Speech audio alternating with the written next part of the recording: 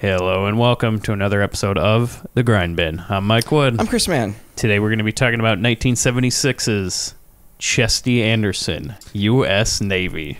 A movie that barely exists, not even a trailer, and you'll see why. Hey, Bobby, I got the money. Yeah, I made the team. But you're a hooker. Get that goddamn thing out of your mouth. This book ain't got no real poach. Hello, pizza man. We're gonna play a little game, baby. I just love fun and games. Get a little girl a little hot and horny. This is Los Angeles. You could have been decent once in a while. And maybe Daddy would decide to kill himself because he couldn't get it up anymore. What a shame. Come on, just step on the gas before we get creepy. And We'll just give the listeners a little bit of trivia. This is not the episode we actually promised for this week. No, in fact, we did another episode for another film that didn't turn out as we quite expected it, and we decided to trade it in for this one. Yeah, we actually recorded an entire episode we're deciding not to release for the movie Fight for Your Life because it's not a funny movie and it's not a bad movie. No. And it was a regular length episode of Chris and I discussing a good movie, and afterwards we made the judgment call of maybe this isn't worth releasing because people don't want to hear us discuss a good movie. Yeah, there was conversation. It just wasn't, I don't want to say entertaining, because a discussion doesn't have to be entertaining to be thoughtful and intelligent. It just wasn't, it just crossed a line where it wasn't to the same consistency of our past shows. Yes, it was completely different than our other shows. So if you're interested, maybe we will release it in some form to the listeners who email us or something, or maybe we'll release it sometime later on down the road. But we're considering maybe doing, in those shorter episodes we discussed doing, maybe discussing some of the better, finer exploitation films of the genre, because I do think at one end it is a shame not to bring up any decent movies in this podcast, Yeah. but we feel that most people are listening to this for the fun of discussing bad movies, and maybe not so much discussing a movie that is actually pretty good. So let us know. So I don't have any other grind business this week. We'll just dive right in. Well, I did have some thoughts when we did Miami Connection. Oh, okay. Here we I go. have some thoughts. Now, I kind of think I have an idea of why they lost that programming competition. At the beginning of the film, the teacher comes in. That's her name, Jane, right? Yeah. And the teacher comes in and they're doing a computer programming class, and they're all right, everybody. That's when we came in 4th place in nationals, and everyone round of applause. And I think I have an idea why. You go into the computer screens on this class, and the screens have nothing but circles, and they're programming. So I just pictured, like, they go to this competition, the auditorium's filled with computers and the teachers and the students and the audience, and the announcer goes, all right, everybody, welcome to nationals. For our final competition, we are programming squares. And you hear, like, the teacher in the background go, fuck! And that's what I think happened there. I also have another theory that I feel like Angelo Giannotti's character, what was his name? It's been a week. What was his Tom. name? He's the only one without a J in his name. Okay, Tom. I have this sneaking suspicion that he and Jim have this unspoken rivalry. Like, they really fucking hate each other. Yeah, like that's why he's giving him all the junk mail and joking with them, and that's why he didn't show up to the hospital. Yeah, and he feels threatened by Jim, because Jim is now getting all this attention with his father, is coming into the picture, and because I'm sorry. Tom, the singer. I know lead singers. They want all the attention in the world. If you threaten them of that, they will fucking make your life a living hell. Not that I know this from experience, but I just have a feeling like whenever Jim was around, he'd be in his room writing songs that were about him, like, why don't you go the fuck back to Africa, or something to that degree, like just horrible things. And that's why he wasn't to the there. tune of Toto's Africa. Yeah, he would have a song called "Why Don't You Go Back." I think that's why. So you think Tom's a racist? I don't know. I'm just saying he wasn't there for Jim in the hospital. He wasn't there. This is an interesting fan fiction you're bringing up here, Chris. Well, I feel can't like, wait for the spec script. What if Tom was in on luring them in so Jim could get captured and killed? Yeah, there you go. Like, yeah. Tom's like, all right, I'm going to be in this car. Pick me up outside this pizza station. Yeah. Pizza station. Pizza port. Pizza port. And throw me in the trunk and we'll lure him over and you can Yeah. kill Jim because nobody cares if his fucking father shows up. And in fact, everybody that lives in this house is an orphan. So fuck him, fuck his dad, fuck everything. I'm the goddamn guitarist and lead singer of this band. Right. Fuck him, he's just the keyboard player. I could program it into there and somebody just needs to hit one key. Exactly. Nope. That's all I got. So let's go headfirst into a movie that we had hyped for so long on this show. It has been brought up in numerous episodes. So many past connections to this movie, Chesty Anderson, U.S. Navy. A movie we consider part of the Grindbin All-Stars. I called it Grindbin All-Stars on one episode in the past, Yeah. and I still retain that because there are so many people that are in this Yes. movie that are in other movies. And we kept pulling these threads, and they kept leading back to this Chesty Anderson movie. Yeah. That is one of the hardest movies to find ever. And watch. Well, another movie that was really hard to find was Lunch Wagon. And we wondered, how come nobody ever released that movie back on DVD? And we had an answer for it in that episode. And I've come to the conclusion that a lot of times when these movies are hard to find, it's either one, there's something weird about the distribution and it's just hard to get a hold of, or two, nobody wants it. I'm going with 2. Chesty Anderson, U.S. Navy, falls in the latter. If you enjoyed the Lunch Wagon episode, you're probably going to enjoy this episode because we're going to get really fucking mad discussing this movie. Man. But before we get into the movie, let me give you a little background on it. Yeah. I wrote a real enigma of a film, basically seen nowhere, known by nobody. However, it was produced by Cinefilm Group and Shelby Associates, whose credits only include this movie. They only produced one movie, which was Chesty Anderson. It was then distributed in the US and Canada and on VHS. I guess nobody ever bothered to buy the rights past the initial VHS release, so it's never been picked up for other distribution. If you do want to see a copy of this movie, just like Lunch Wagon, it's only available on one place, and that's Daily Motion. Yeah. In 2 parts, which... Cocksucker. 2 parts. So I have to like watch and then stop and then I think it's nice. You can watch half of it and then come back to cool it later. off, Cool off. and watch the other half. Take an anger shit and then come back later. The poster for this movie really explains the whole ideology behind it. And I don't know if you looked at the poster, but it is horrible. Yeah. It's just a poster of these 4 women and one in the front with like a ship in the background.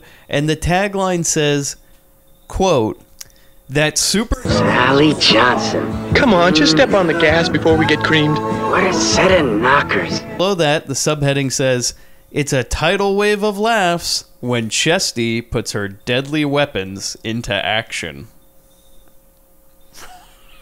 Silence. Now, are any of those comments true?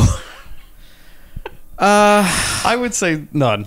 No. Well, there is the chick from Super Vixen, but that's about it. Yeah, that's the only claim that's We get true. 1 out of 3. So before we get into the cast, let's start with the crew. Again, Grindbin All-Stars. Director, Ed Forsyth. The director of Super Chick, which we covered in a past episode. If you want to know more about Ed and his background, you can listen to that episode. Yeah. The writers, plural, 2 of them. Believe that? Paul Pumpian and H.F. Green. H.F. Green, only credit. Paul Pumpian, 9 writing credits. Now here we go. Interesting ones. I wrote down a lot of descriptions because some of these are... Oh boy. 1976, a TV special called Joys. He was one of 7 writers on this, and I'm going to read the description of it to you. A TV special spoof on Jaws, where nearly 50 comedians are attacked by a great white shark. It starred Bob Hope, Don Adams, Steve Allen, Milton Berle, Red Buttons, George Burns, and many, many more. Were they all attacked by the shark at once? No. It was like, I don't know, maybe they like did a stand-up routine and then a shark bit him in half or something. Oh. I was like, what the fuck? Oh, that Jaws movie's a big hit. Look, let's make a special. Let's call it Joys. And then we'll just have comedians and just throw a shark in there for good measure. Kind of like The Hook, but with teeth. Yeah, instead of like the Hook, like the Gog Show, there's just Jaws comes out on a stick and bites them. Decapitates him. More Yeah. like it. to my knowledge, you can't get a hold of this. But Thank God. Sounds deplorable. you think Bob Hope tries to hit him with his golf club? I tell you, this jazz. I tell you, 4. That's what it sounds like. Erase the shit. In the same year, he wrote this movie, 1976, Chesty. 1977, went on to write something called Scooby's Laugh Olympics, which is something where Hanna-Barbera had their cartoons compete in a fake Olympics. Which Me is a rolling TV my eyes just at the special. sound of that. Oh, it gets worse. 1977, 4 episodes of Donnie and Marie. So if you want to know the type of humor you'll see in this movie. 1980, something called Lucy Moves to NBC, which is some terrible I Love Lucy shit where she tries to be a producer at NBC or some crap. I looked it up and I'm like, Jesus Christ. Wow. I'm like, man, if we thought TV today is bad, I mean, god damn. 1980, have you ever heard of this? The Flintstone Comedy Show. Now, he wrote 1 episode of this show. It's apparently a show where Fred and Barney become cops, and Wilma and Betty work at the Bedrock Gazette with Captain Caveman. And I just wrote, what the fuck? What the hell was that? If this is the trail leading up to this movie, What the... What in 1980 somebody decided, let's revive the Flintstones, but instead of just doing the Flintstones, let's make them cops. Jeez. I've never heard of a worse idea in my life. And throw Captain Caveman in there for good measure. Fuck's sake. reboots. All right, last credit he did. You're going to love this. 1999, Time Served, which was a TV movie. Now I'm going to read the description to you, and you're not going to believe this. When a boy kills his abusive stepfather in self-defense, his mother takes the blame and gets sentenced to a long prison term. The warden is corrupt and forces hot inmates to work as strippers in a local nightclub. Is it a way out? Is it a way out? That's what it said. It ends with a question? Yes. The synopsis ends with the question. Like it's unsure. I just thought it was amazing. Like, choose your own ending? Is that where we're going with this movie? Apparently it's on DVD. We might need to get a Is it a copy of way this. out? Is it a way All right, now we're into the cast. Thank God. Cherie Eubank. Just this and Super Vixens. Yeah. That's it. Yeah. She made Super Vixens first, I believe, and then, yeah, because it said that Super Vixen lady is back. Yeah. This and Super Vixens are her only credits ever. And you can learn all about her background in the Super Vixens episode. Roseanne, oh God, I couldn't even pronounce it on the last one. Roseanne Caton, however you want to pronounce it, Coco. She is also in Lunch Wagon as Shannon. You can learn all about her background on that episode of our show, where we discussed her entire career in detail. Marcy Barkin, who plays Pucker. She is known to our audience in the first episode we ever recorded of this show as Sue in the van, which was Bobby's friend's girlfriend that he had sex with in the back of the van. You don't really hear much of her in that movie, which is crazy because this movie was made before the van. Yeah. And she had a lot of speaking lines in this movie. But somehow she gets hired for the van and they're like, you don't need to talk, honey. See the shag carpet? That's all the talking you need. Oh, man. And then Connie Hoffman, who plays Baby in this movie, who... She's probably known to our audience as Sally, the object of Bobby's affection in our first episode, The Van. 2 people in the van from this movie. We probably discussed her background in that episode. I didn't go look it up. She was only in 6 movies, including 2 Stewardesses movies, The Naughty Stewardesses and Blazing Stewardesses, which was a sequel. Chesty Anderson in 1976, and then The Van, 1977, was actually her last movie. Sally never acted Really? again. Yeah. Sally Johnson. What a set of knockers. Sally Johnson. Come on, just step on the gas before we get creamed. What a set of knockers. Dory Thompson, who's... Now we're getting out of our Grindbin All-Stars. So those are all Oh. our past connections. I wrote them down first. Who plays Tina One of the waves, as they're called. She has 13 credits. 1974, she was in a movie called Police Women, which we are going to cover at one point. Great Crown movie. And then she went on to some TV. 1976, Chesty Anderson. More TV. She was on every episode of a show called Operation Petticoat as Lieutenant Ruth Colfax. It lasted 3 seasons. I'm going to read the description to you, Chris, because this I thought was, oh boy. It's hijinks on the high seas when a U.S. submarine has to take on a collection of female nurses. Somehow or another, the sub gets painted pink in the process. Painted pink. That's apparently a whole show for 3 seasons. Do they mean that metaphorically? Are they literally painting a submarine pink? That's the most. What do you want from me? That's the most horrible camouflage ever. Is it regulation? Oh, you know what? I thought the inside got painted pink, but you're right. It probably was the outside. The pink submarine. It just pulls up to dock. Pulls up to port, and it's all pink. It sounds like innuendo for something. Like it sounds like a gay bar, like the pink submarine. It kind of does. Yeah, like the manhole. So this submarine comes out looking like a giant dick coming out of the water. It's fucking pink. 1979, she was one episode of Love Boat, and then her last credit, 1994, Point of Seduction 3, Body Chemistry. Yeah. Then we get into kind of a heavy hitter, Fred Willard, who plays Peter Linden, is in this movie. I said does not need an introduction. We don't need to go through Fred Willard's career. Not if you really. know who Fred Willard is, I'd be surprised. But if you've ever seen a Christopher Guest movie, he's in every single one of them, from Spinal Tap to For Your Consideration, and probably the newest one. I'd say his most famous role in those is as the announcer in Best in Show. Yeah. One of his funniest roles, I'd say. He's great. He's also good in A Mighty Wind, if you ever saw that one. Wonderful. When he goes, what happened? George Lane Cooper, who plays the senator. And now this one's kind of interesting. He has 30 acting credits, but they're all bit parts because he's mostly a stuntman, believe it or not. The old guy who plays the senator in this movie.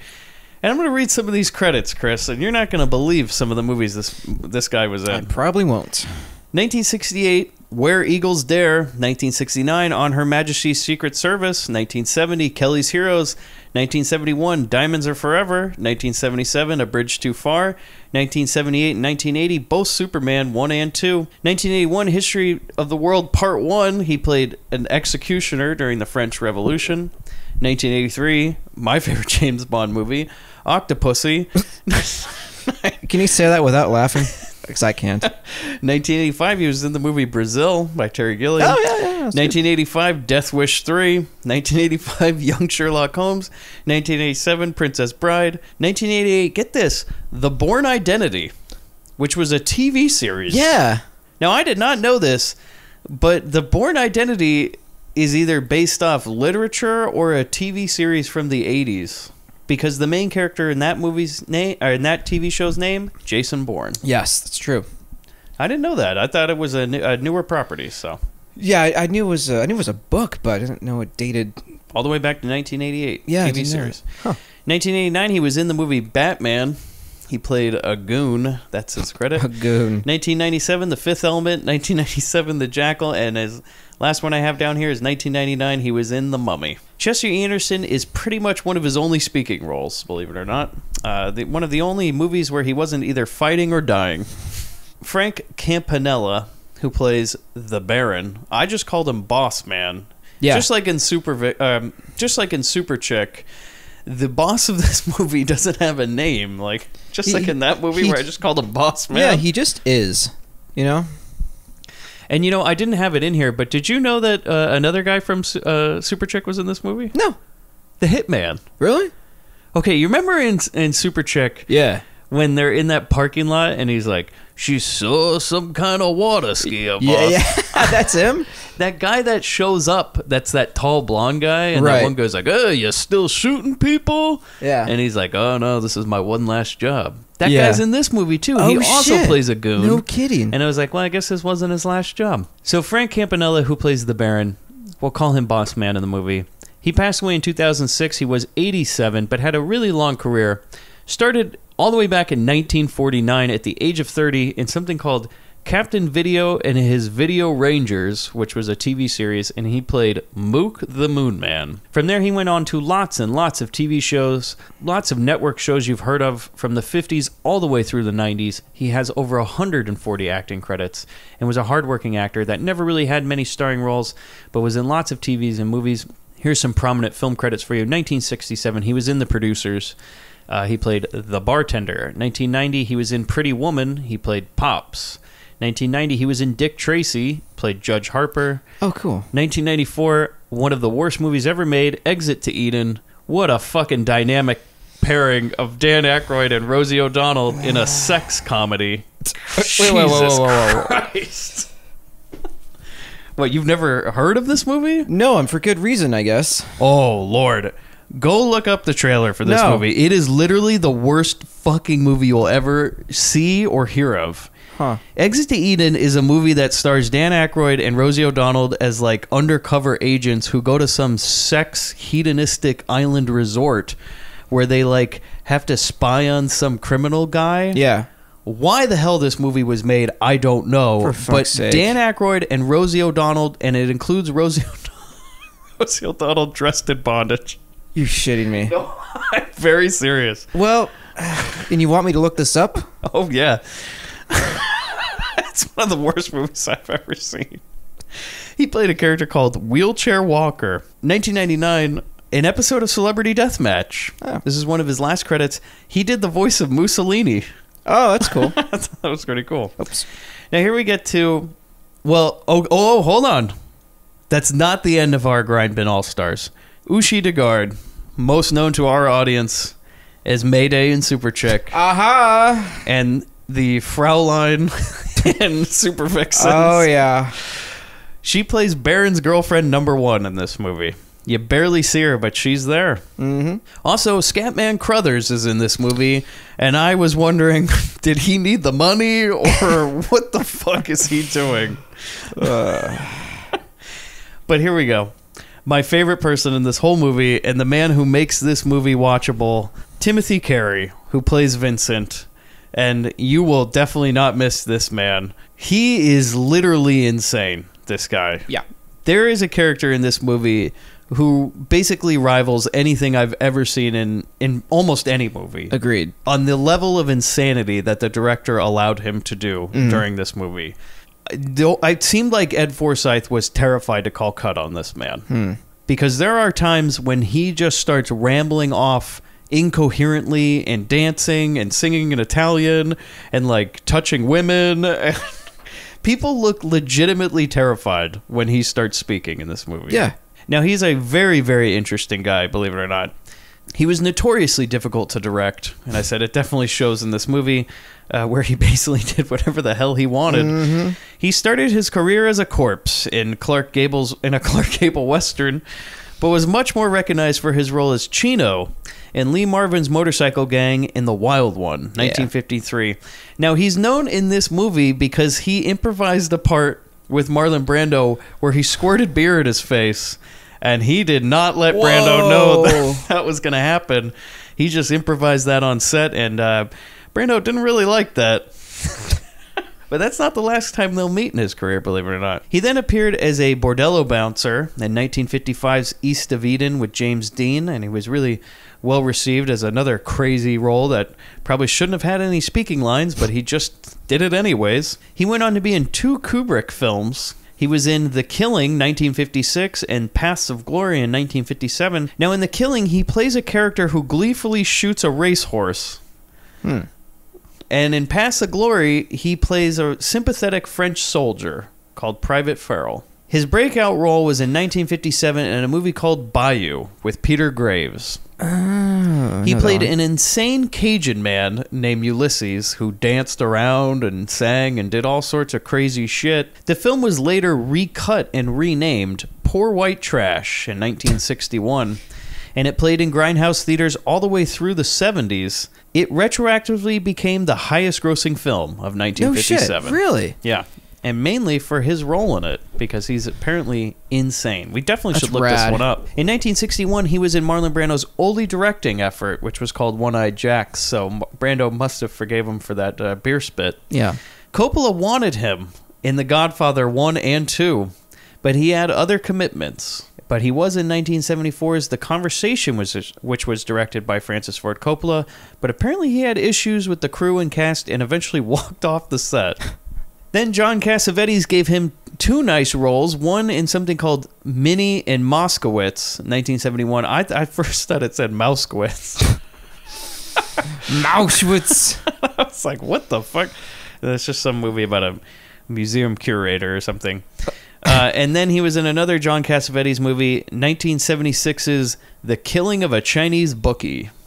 Carrie's one big thing he did for himself was a movie that we're definitely going to need to check out, Chris. 1962, he wrote and directed and starred in a movie called The World's Greatest Sinner. Now, let me tell you this. He played a rock and roll singing evangelist who, in a burst of hubris, names himself God, runs for president, and is struck down by God himself at the film's climax. That is worth a viewing, in my opinion. Wrote and directed and starred. That, Oh, wow. I mean, we absolutely have to Yeah. watch this movie. Yeah. It was a huge hit in Grindhouse cinemas. That's so cool. So we're definitely be on the lookout for this one. 1962's The World's Greatest Sinner. If anybody out there has seen it already, let us know if it's worth it, because he single-handedly saves this movie for me. Every time he's on screen, I can at least watch what he's doing. His last film was in 1985. It was something called Echo Park. However, he tried out for 1992's Reservoir Dogs as the crime boss Joe Cabot. And even though Tarantino is actually a big fan of his, he casted Lawrence Tierney in the part instead because he thought he was right for it. Unfortunately, Tim Curry died in 1994 at the age of 65 of a stroke. But he left a very, very interesting career as one absolutely insane character actor. And apparently an insane man in real life. As Christopher Walken says, if the shoe fits. Now, that is should we get okay, that's a great bit of trivia, though. Yeah. If you've ever seen the movie, and let us know if you want us to cover this movie, because it doesn't fit into our typical grindhouse or exploitation genre, but we love this movie, or at least one scene in it. If you've ever seen the movie Communion, which is based off the Whitley Strieber book, Christopher Walken plays Whitley Strieber in that movie in one of the most insane movies I've ever seen. Yeah. And I am not joking. Christopher Walken takes that movie for a fucking walk. I mean, he's going around the block with this fucking thing. He's not coming back for dinner, I'm telling you that much. There are parts where, like, Christopher Walken wears like a fedora for most of the movie and like kind of like dances around, and he's snapping his fingers and really chewing up the scenery all the time and just kind of going out there. There's a part in the movie where he literally starts snapping his fingers and looking down the barrel of the lens and like pointing at the audience, and he's like, you're the dreamer, I'm the dreamer, or whatever he's doing. But the best part of the whole movie, well, we shouldn't get into it because this is a movie we should talk about at another time. Yeah. But the best part of trivia of this movie is Whitley Strieber absolutely hated the way that Christopher Walken was portraying him. And what did he do, Chris? Whitley Strieber's like, why you portray me like a crazy guy? I don't get this. And Walken's response was, well, if the shoe fits. That was his response. So this is the part where I usually say, let's take a listen to the trailer. However, there is no trailer that exists to my knowledge for that'll this movie. spare us a good 30 seconds of agony. So let's get into the movie. Thank God. We open, Navy girls walking down a shipyard, waving to sailors as patriotic music plays. Do you think they wrote the movie around this one scene? Like, all right, we got a name, now let's film a scene, and we'll write a movie around this. Yeah, and I might say, like, okay, so the movie's called Chesty Anderson, which you would suppose, like, oh, well, this is going to be some sort of, like, late-night boob flick or something. Yeah. No. Not at all. Not at all. This movie is like a comedy. Yeah. With a lady whose name is Chesty. Yeah. Who's known... Okay, and I just say, like, look, you don't have to put nudity in a movie. Fine. Mm-hmm. I don't care. I don't care. It's not why I go see a movie. But they casted the lady from Super Vixens, who's basically nude the whole movie. Yeah. and they put on the poster, "She's back." She's back.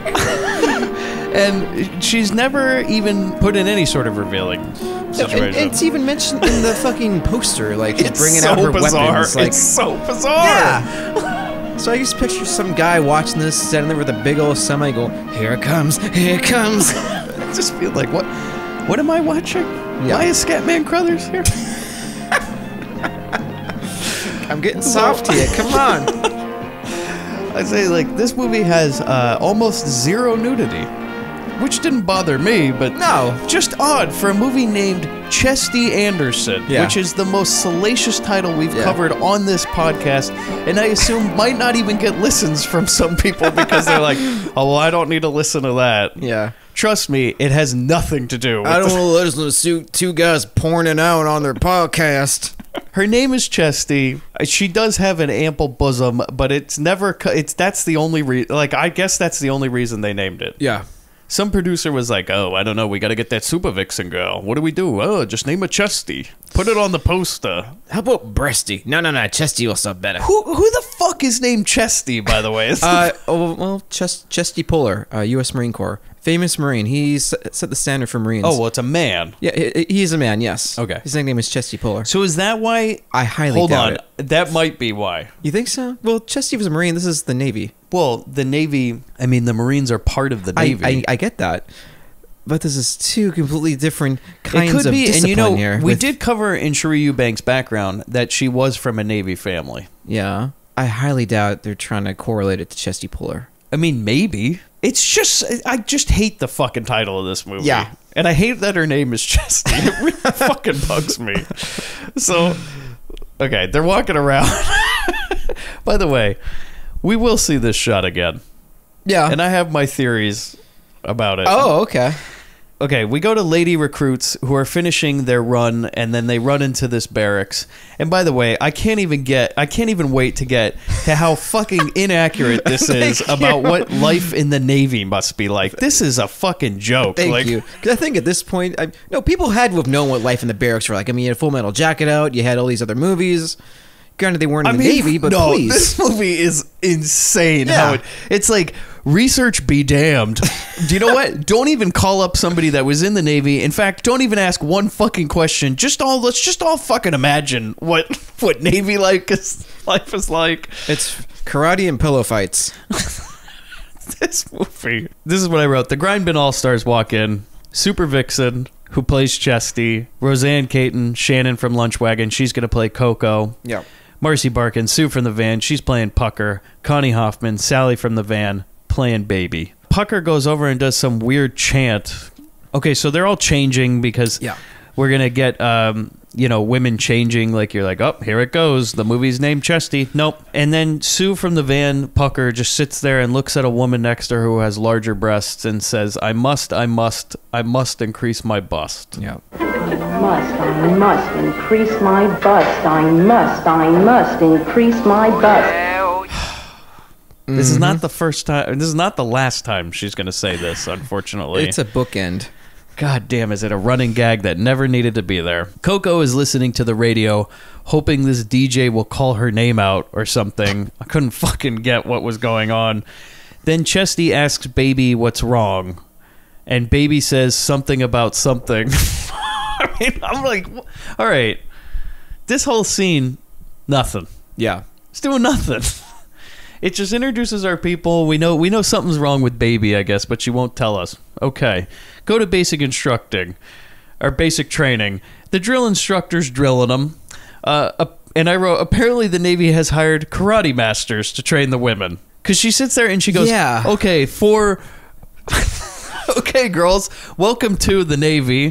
For our first day of Navy training, we're going to have these karate masters that we've brought in from out of the base to teach you karate. And I just wrote, no. You know what it felt like? It felt like in elementary school, they bring in the martial artists to entertain the children and get them to sign up for classes.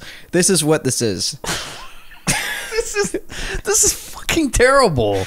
This is like when we were in school and there would be like, some weird demo, and they're like trying to preach Christianity through karate or something. Like, it makes no fucking sense. They just watch a couple guys break boards for a while, and then a guy breaks a cinder block with his head, and everyone applauds. Yeah, and then they just look over and they go, "Oh man, I hope we don't have to do that." That's like saying you're gonna watch like a recruitment video for the Marines. You see this guy slogging through and doing these cadences and then training the push-up. Like, oh God, I hope I don't have to do that. Yeah. You've already enlisted. And this is what I wrote. I don't know much about basic training or boot camp, but I am pretty fucking sure that they don't bring in karate masters to train recruits. I'm pretty sure they have Navy protocol in terms of fighting. I'm pretty sure the drill instructors know these kind of things and don't bring in... And the other thing is, like, okay, and I'm not putting down women in the service or anything, but this is 1976. Women weren't in combat situations, right? Right. So why the fuck are they saying, like, and there's a part where she's like, okay, well, when you go into battle, this is what, it's like, what? No. No. In 1976, that didn't happen. I mean, I'm assuming you would still get the training, but no. No. They didn't bring in karate people.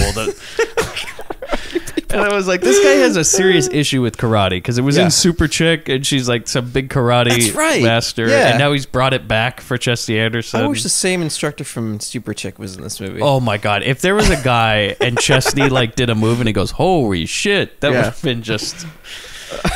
Like a big wink to the audience. And by the way, we both hate this movie, but we loved Super Chick. Yeah. And we were so looking forward to this movie. Okay, and that's what I wrote at the end of this. I can see the boom mic make a very prominent appearance during this training sequence. And I wrote, Mr. Forsythe has not learned from Super Chick.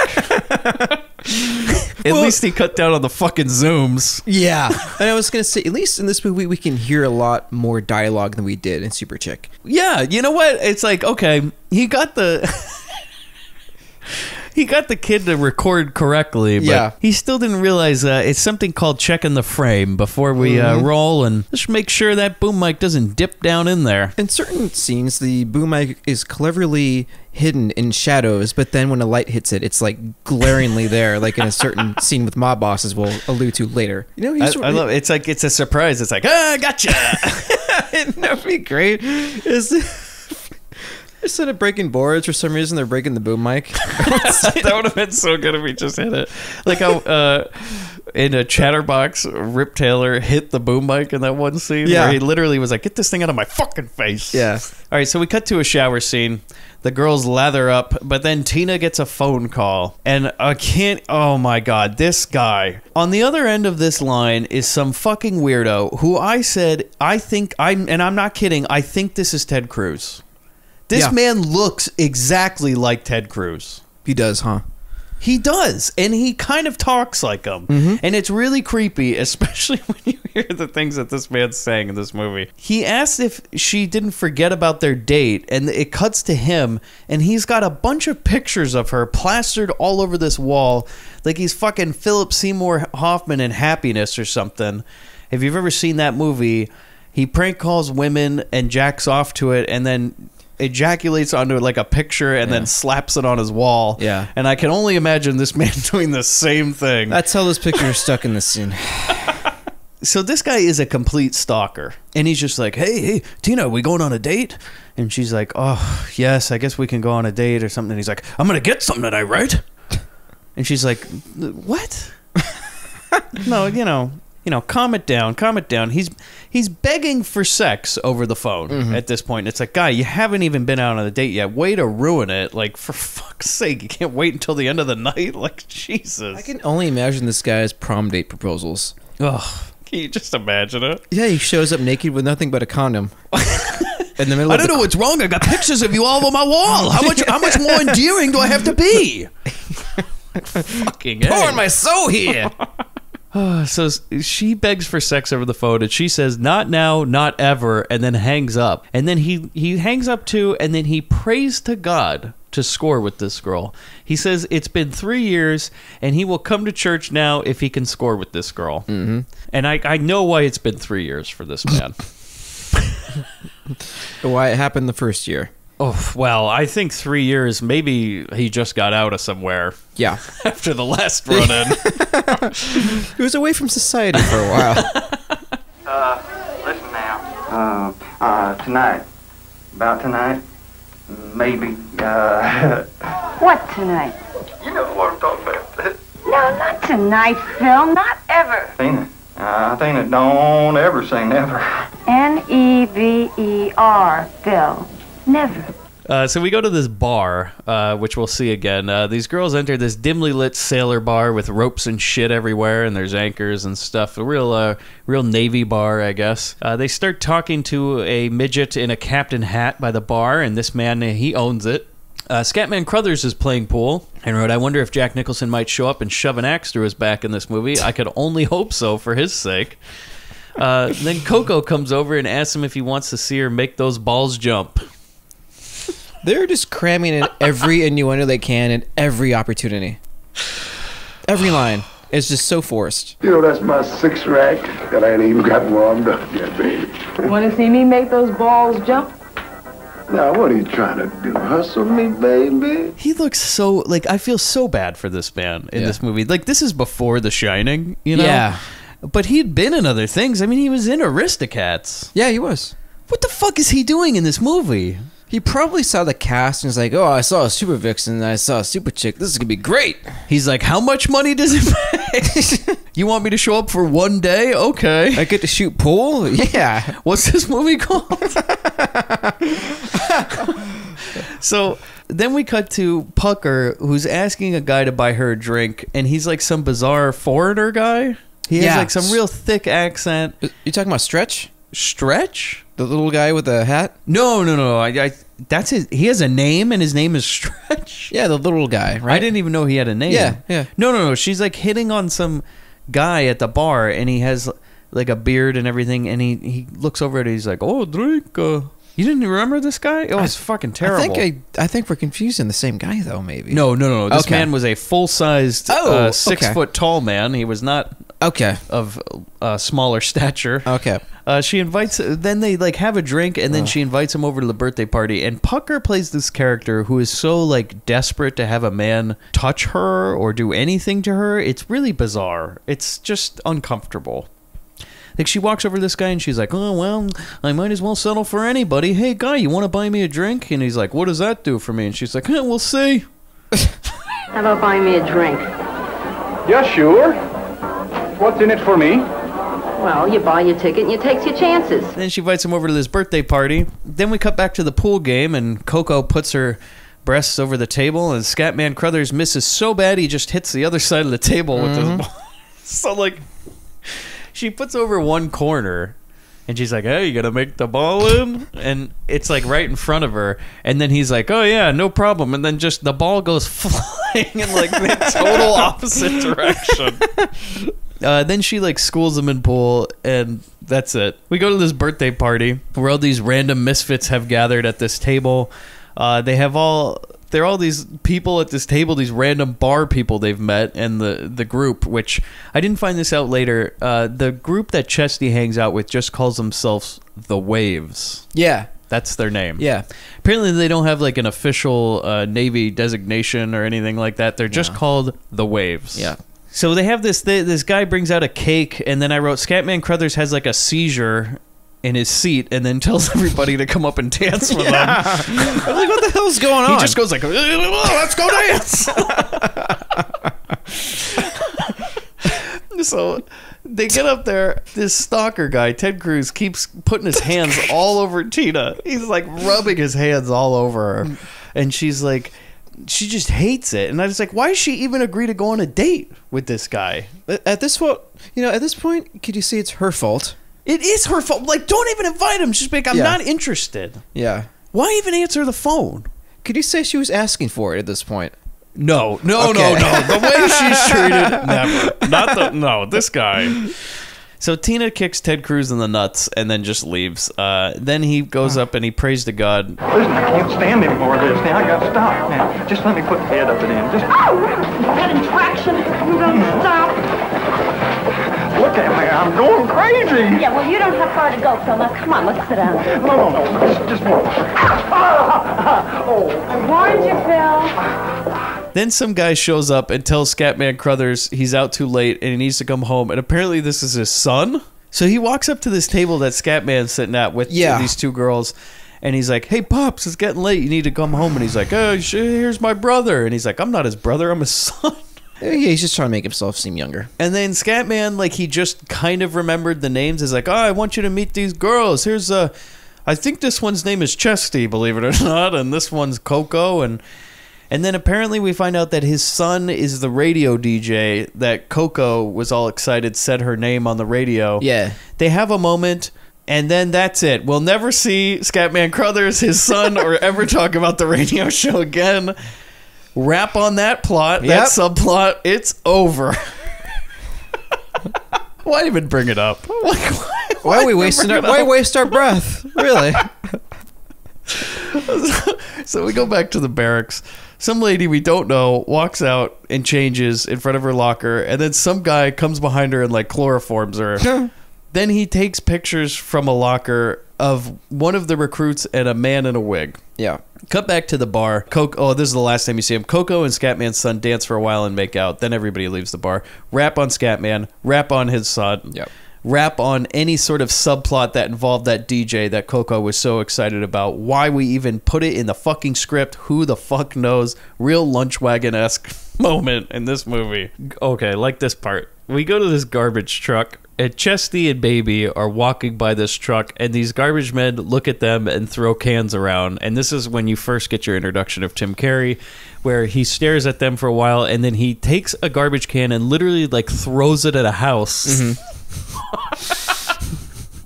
Like, I mean, he pitches this thing like he's like he's trying out for the fucking majors or something. He like takes it with one hand and chucks it. And Chesty and Baby are just talking, and Chesty says something. This is when the audio did get kind of bad at this point. Yeah.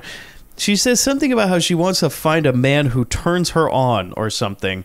I wrote, I could barely hear because of the garbage truck that they decided to just leave in the sound fucking mix and not turn off to record. Yeah. But then Tim Curry comes up to them and he says something I can't understand, but then just grabs them. He says something about like, we're the garbage men. And then she's like, oh yeah. And he's like, yeah, we're here to take other people's garbage. And then he's like, grabs her. For all you know, Mr. Rat may be just around the next corner. Buck. Buck, the cans are dirty, ladies. It's all right. That's our business. We eat other people's garbage. And then they just, he hits, you remember the part, like, Tim Curry, like, takes out, like, a Homie the Clown, like, yeah, like, some sort of I thought club. It was like, I thought it was like a, I don't know what the fuck it was, really. What is that thing? Like, some sort of rubber mallet or something? Yeah. He, like, takes out this, like, floppy club thing and smacks Chesty over the head. Yeah. And then throws Baby into the garbage dumpster. And then the body gets dumped into the garbage truck. And I just wrote, what the fuck is going on? Thank you. Then they just leave Chesty by the side of the road, all knocked out. And I'm just like, okay, well, I guess we're going to leave witnesses. Might as well not take them both. Yeah, like, they've seen your face. They know where they are. They know what's going on. Like, they could have brought her back to where she was, planted a bunch of drugs, make her think it was all a dream. It's too much logic, though. It's all part of Tim Curry's plan. His master plan, which ends in quite a bang. Yeah. So we go back to the base. Chesty is telling her superiors that these guys threw Baby into a garbage truck, but apparently they don't believe her. She leaves and they say, okay, so Chesty leaves the room, and then like these two ladies talk amongst themselves and say, she's a good sailor, but this garbage truck's a little unbelievable. It's like, well, hold on. We have a missing girl here who nobody believes her about. They're like, oh, she'll come back. She's just being a slut. That's what they say. Yeah. And she's like, no. She got kidnapped by these two men. Like, girls will be girls, you know?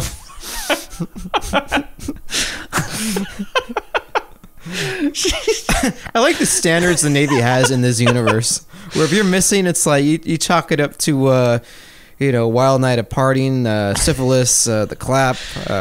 Thrown in a garbage truck? Really? Yeah. I swear to God, this guy knocked me out. Yeah, we've heard worse. Come on. Chesty, we know you. We found the condom wrapper.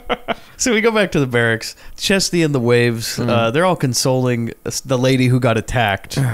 Then, okay, so the lady gets attacked, and they ask her, like, oh, well, what happened? Did you get a look at him? And she goes, like, no, the only thing I remember is some guy came up behind me, and the next thing I remember, I was laying on my back. And Coco looks at her and makes a joke about, like, oh, well, that's usually how I find myself, too. I'm like, this woman got attacked, and you're just like, oh, girls will be girls, boys will be boys. No.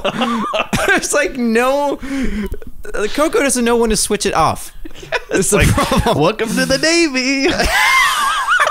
Welcome to the barracks. I remember that part in the Village People song where they're like, you'll end up on your back. Like, what the fuck is this? A man came into the barracks, chloroformed me. I was knocked out, and you found me on the ground. My head hurts. And she goes like, I've been there. Like, for fuck's sake. What happened to you? Beats me. I was just standing there, and the next thing I knew, I was flat on my back. That's funny. The same thing happened to me tonight. Would you cool it? How did they explain ever in this film how these guys got in? No. Okay. Yeah. A Navy this man base. broke onto a Navy base.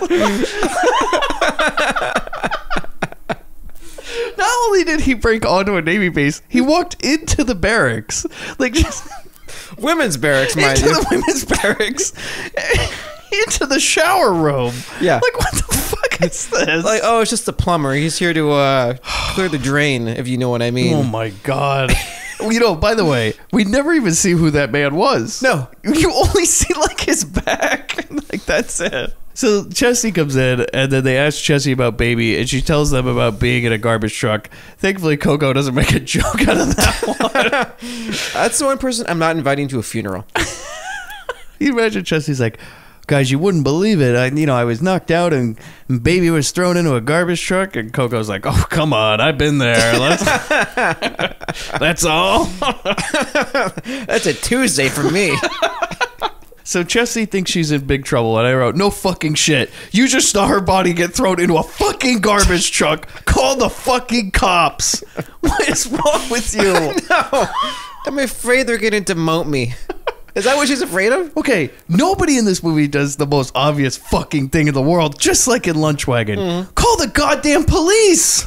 Oh, I'm gonna go up to my superiors and tell them, hey, Baby, another recruit disappeared. Yeah. They don't believe her.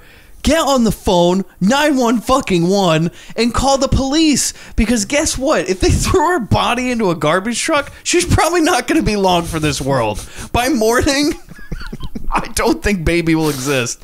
But you, her shitty fucking friends, do nothing to find her. They crack jokes and go to fucking parties. They just decide, yeah, she'll fucking come back at some point, right? She'll float up like some of the others. Because I swear to God, at some point, they're like, she'll be back. She's probably just being a fucking slut. Like, I swear to God, like, their attitude is so nonchalant about this whole thing. It's insanity. It's like a opposite Gone Girl. I mean, Chesty was there. Yeah. Go to the police. She was a witness. She's a fucking witness. Like, never mind. Like, she can go to the police anytime. They show them going to these parties, doing these things. Not once does somebody call the fucking cops, and not once they're like, oh, we're in the Navy, so that makes us detectives, right? Yeah. Like, we're pretty much the police, right? Yeah. Because I mean, it doesn't get any higher than this. I mean, we know karate. We're going to solve this by ourselves, which is a running theme through this movie. Yeah. So we go to the garbage truck. The garbage boys take Baby's body out of the truck. They toss her. And remember how I said she wasn't long for this world? Yeah. They toss her onto some big conveyor belt filled with trash. And there's a bunch of like spinning blades and shit. And they turn this on, and she's still like knocked out, right? And they turn it on, and she's going up the conveyor belt. And Tim Carey says, he quips, she's on her way to heaven. She's on her way to heaven. Shut this fucking guy. You should have said something like Stairway to Heaven or something like that. Maybe something a little bit more. This guy he knew exactly what movie he was in. He's like, look, I'm going to save this shit, okay? Send away to heaven, boys. But I love this part is she wakes up and she starts screaming. Yeah. But does nothing to get out of it. So it's like, it's kind of like Savage Streets, where the car, where they're going to run him over with the car in Savage Streets. Yeah. Same thing. It's like, okay, Savage Streets is a scene where, what's the kid's name? Jake. No, Vince. Vinny. Yeah, Vince. And so Jake, the leader of the Scars, is going to run down Vinny in an alleyway. Vinny's in this alley. The car is at least 50 feet, no, obviously 50 yards away. It starts running towards him in this alleyway, and Vinny just stands there going, ah! And then we cut 20 seconds later, ah! Car hits. And this one, she wakes up, she sees these spinning blades in front of her. She's about halfway up this, I would say, a good 100 feet of conveyor belt. Yeah. And she just goes, blades, blades, Yeah. And then doesn't even move. She just puts her hands up like, oh, well, I guess it's over. And I guess she gets eaten by this machine. Yeah. We go to a boss guy. Okay, the boss man. Yeah. He's sitting in some place where I wrote the German lady from Super Vixens is rubbing his shoulders. And then he says there's some old guy in his office, which is the senator, which you don't know at this point. Right. And he just says, if this leaks to the press, they'll crucify me. And I wrote, what the hell is going on? I'm just so fucking confused at this point because we cut to a lady in some sort of threshing machine, like it looked like something out of like you would plow a field with. You know what I mean? Like it has these big spinning blades on everything. I don't know. Yeah, I don't know what's going on this at this man point. sitting in a fancy office and some guy going, the press is gonna crucify me. About what? Then Tim Curry comes in and so does the boom mic. You think the boom mic has its own theme music whenever it enters a scene? And apparently a job is taken care of. The boss guy gives the senator a picture of him with a wig on and baby, which is what the guy chloroformed her, this lady at, in the barracks to get. And then the boss looks at the senator and he says, she's dead. So everything's fine. And then the senator's pissed because he's like holding the picture. He's like, but this isn't the original picture. And he's like, just shut the fuck up. Get out of here. You're done. Yeah. End of story. End of movie. Then the senator leaves and Tim Curry just walks over and then starts laughing hysterically and doing like a jerk off impression. Yeah. He like walks over to the boss and he's like, hey, and he's like, he's doing this jerk off thing. And then he goes into some bizarre, incoherent rant. Yeah. And I just wrote, starts chewing up the fucking scenery here. He like at one point he asks if he can like have something, and then the guy says yes, and he opens this box of cigars and like grabs like a fucking handful of them and starts shoving them into his pocket. I'm like, what the fuck is going on? Actually, what wasn't going on? The script. No. This was not in the script. It was all ad libbed. And then he takes the boss like by the shoulder and walks him out of his own office, and then he says like, let's go get some matzo ball soup, huh? Yeah. And then the scene just ends.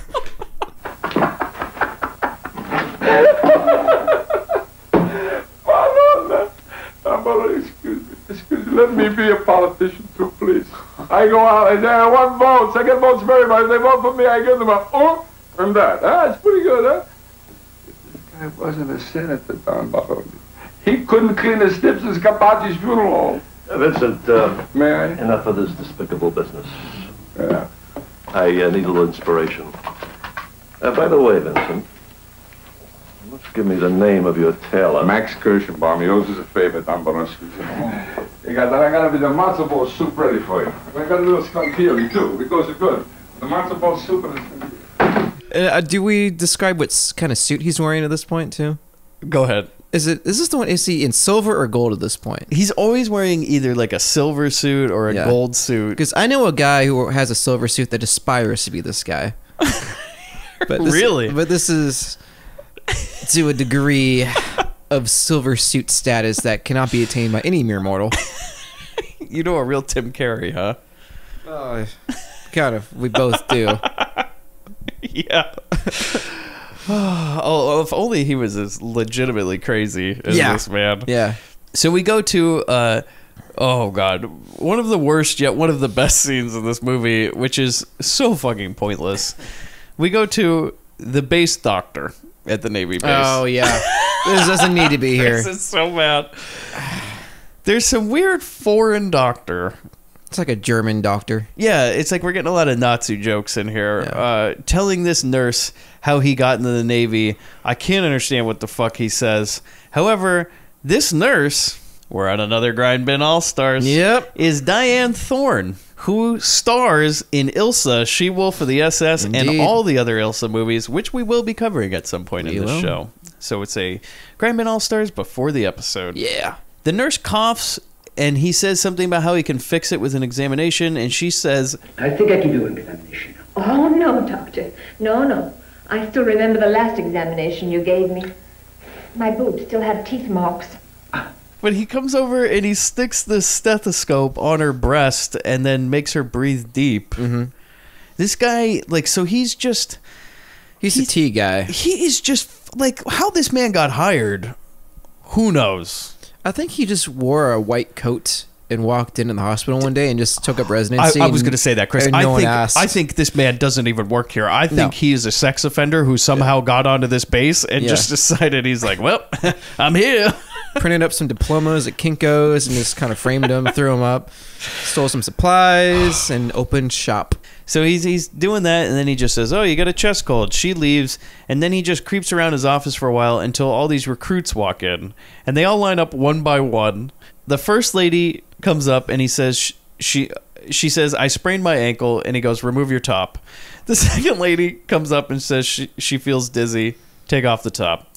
Third lady, who's Chesty, says something is wrong, nothing is wrong, and she's just coming with her friend who has a headache, and he says, remove the top. And the fourth lady walks up, doesn't even ask, just starts taking her top off. Yeah. She's been through it before. She just rolls her eyes like, I don't even know why we come here.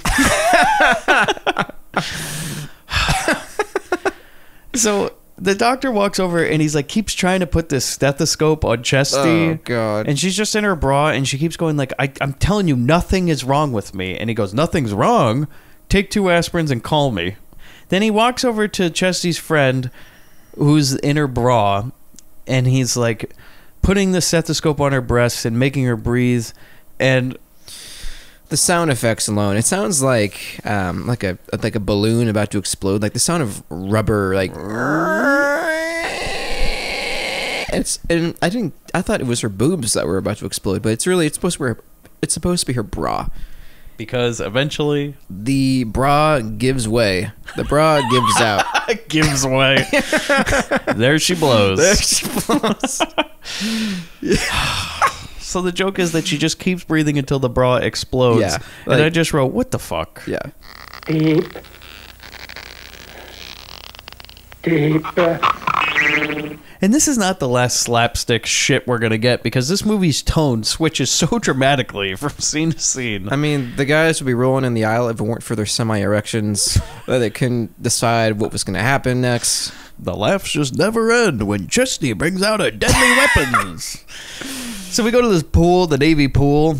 The girls are all swimming, not in any sort of Navy outfits, mind you, just bikinis, I guess they bought. Everybody doesn't have any sort of uniform. This is just a recreational swim time at the old... Because if we notice in the barracks, any kind of, government issue clothing is nowhere to be found. It's... I think someone's even wearing like one of those kimono gowns at what point for some reason. Oh, one of them has a teddy bear, which I'm sure was a government regulation teddy bear. These women are less in the Navy and more just at summer camp. Yeah, I thought so too. Like, there's not a scene where there's probably a scene where there's some S'mores at one point. Probably got cut out, but it's so bad. So the girls are all swimming, and then they're just talking about this garbage truck, and Baby's still missing, and apparently they have enough time to just go swimming and not really give a fuck about it that much. And I wrote, maybe call the fucking cops, That's an idea.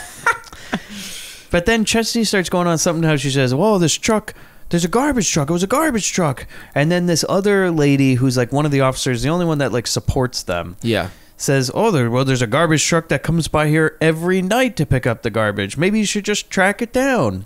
And then Chesty like tries to remember the name of it, and she's like, oh, it's the Ace Garbage Company. The Ace Garbage Company. We should go check them out.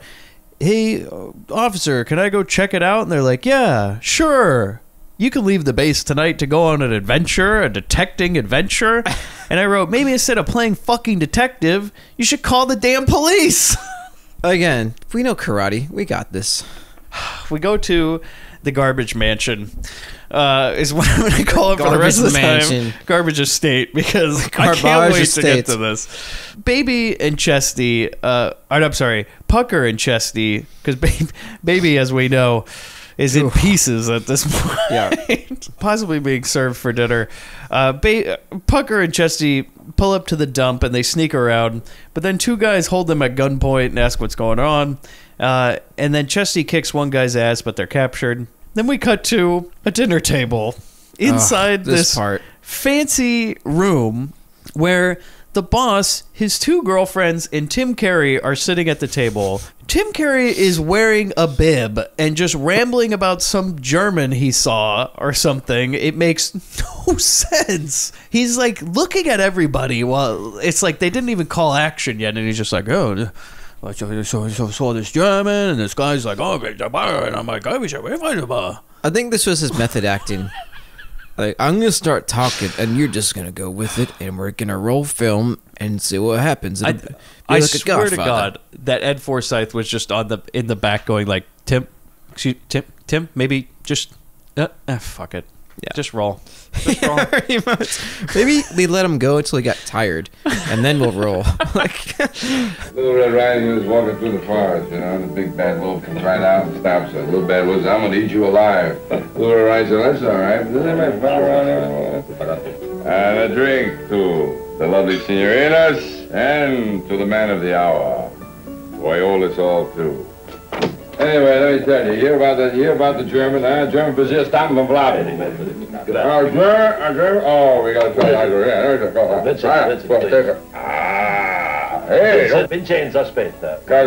I wrote the other thing that's weird is that the candles on this table are like 5 feet tall. Did you notice that? Yeah. They are the largest candles I've ever seen in my life. Yeah.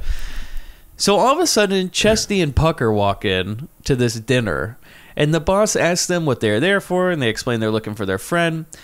And then while they're saying this, Tim Curry, did you notice this? He grabs like a whole loaf of bread, and then he like literally rips it apart in half, and then hands it to the lady next to him, and she just looks so terribly confused as to what she's supposed to do. I wonder why. Then and they're still explaining things. He just starts rambling and throwing roses at people. And then he like invites them to dinner, and Chesty and Pucker sit down and they're gonna eat a meal with these men. It's like someone didn't take their meds. Then Tim Curry just starts singing about Italian food and rambles about wanting to fuck Chesty. I'm like, what is going on? Look at the gnocchi. It's another gnocchi. Have a little eggplant. Come on, girl. Help yourself, pal. You like gnocchi? You're just in time for the main event. Bring on a chicken cacciatore. Get my gloves. I don't want to get the chicken dirty. Oh, I'll try this. Come on, girls. Yeah, just a little bit. It's good for you. Give you a nice hot burn, and you have a good burp right after it. Nothing like it. Oh, beautiful, huh? Oh. And the waiter's going to bring out a little gnocchi for you. You like gnocchi? I love it. Yeah, it's good. You got a little bit of this, you got a little bit of a little dash of lemon sauce. You even got some fish stomachs for you. That's my favorite. That's the boy. Oh, there it is.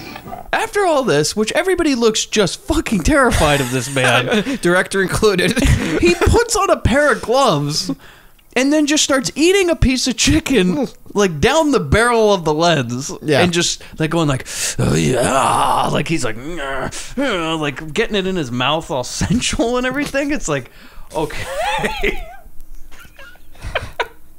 Then he says something absolutely insane. We're playing all the audio of him, by the way. And then he starts singing. He grabs two, and he just starts grabbing two of the girls. Like, he grabs Pucker by the neck, and then the other girl next to him, and he like brings them in, and they look really uncomfortable.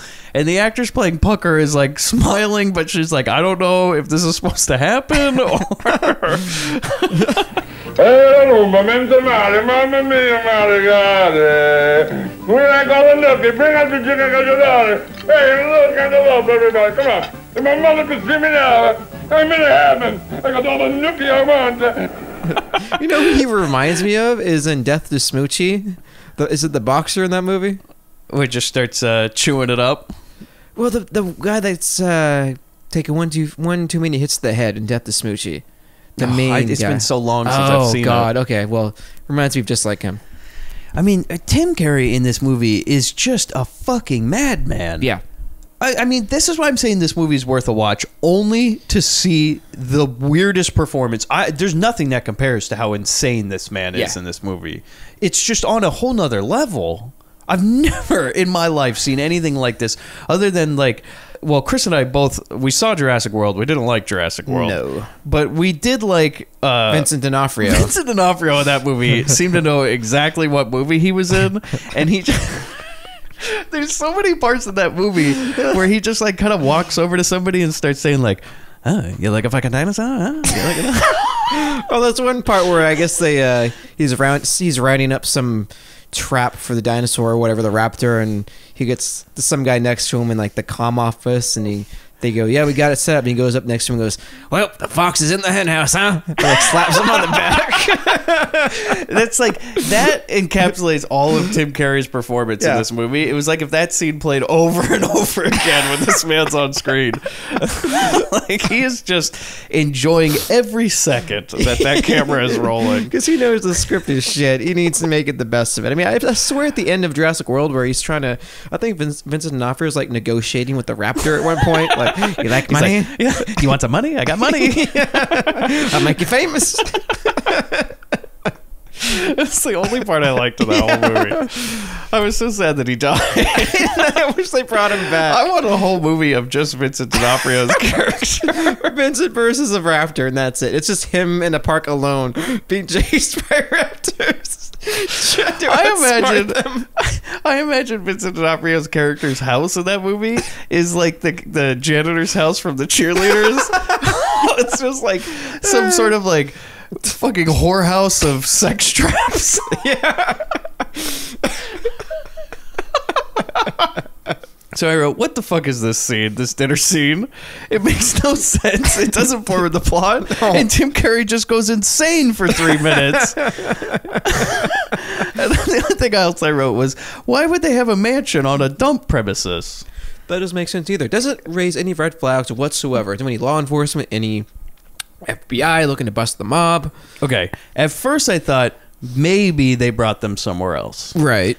However, we will get to a scene very quickly that explains that's not the case. No. But we cut to Chesty and Pucker driving away. Pucker says, well, that was all a waste of time. And I wrote... Maybe she didn't know they were rolling when she said that. And Chesty says, you know that weird guy at the dinner table? And it's like, well, how could you fucking miss him? And she says, I think that was the guy that kidnapped Baby. And it's like, well, yeah, that man's one of a kind. You mean the man who walks around with the Homie the Clown club? And puts on white gloves to eat a piece of chicken with his hands? Yeah. That guy? I can see him just kind of like strolling on in the base, Cosmo Kramer style, like not really know where he is. I'm a janitor, you know. I just see the Seinfeld bass line playing while he's walking onto the base. Okay, it gets worse. We go back to the garbage palace, and Tim Curry is standing outside with this goon who looks so confused at this is the next scene. But Tim Curry basically looks at him and he says, we shouldn't have let them go. We should have thrown them broads in the machine like the other one. And then he hisses at the man. Yeah. So he goes like, we should have thrown him in the machine like the other girl. The guy just looks at him like, oh my God. We should have never let him go. We should have thrown him in a machine like the other broad. Then he doesn't even let this other man say a word, and he just goes into, I remember I saw a movie about a bunch of little guys. Yeah, they were singing Whistle While You Work. That's me. I like Wanna Be Happy. like them 7 little guys. Fuck! Death, where is thy sting?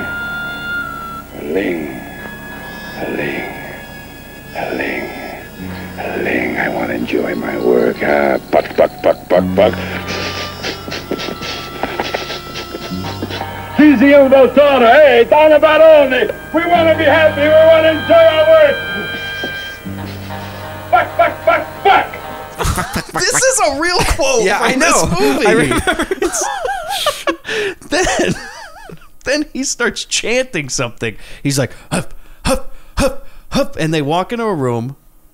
The other guy I wrote looks terrified. Like if he walks into this room, it will be his last moments on Earth. Yeah. And then, like you said, off screen, you just hear. Yeah. You just hear. That's how the scene ends. Yeah. With them walking into an office and him yelling "fuck" off screen a bunch of times. Yeah. Cut to the barracks. Chesty and Pucker return. They tell the other girls that everything looks suspicious, but they didn't find anything. Then Chesty tells them, yeah, it's crazy. They got this dump, but then they got like a mansion on there. So it is on the same place.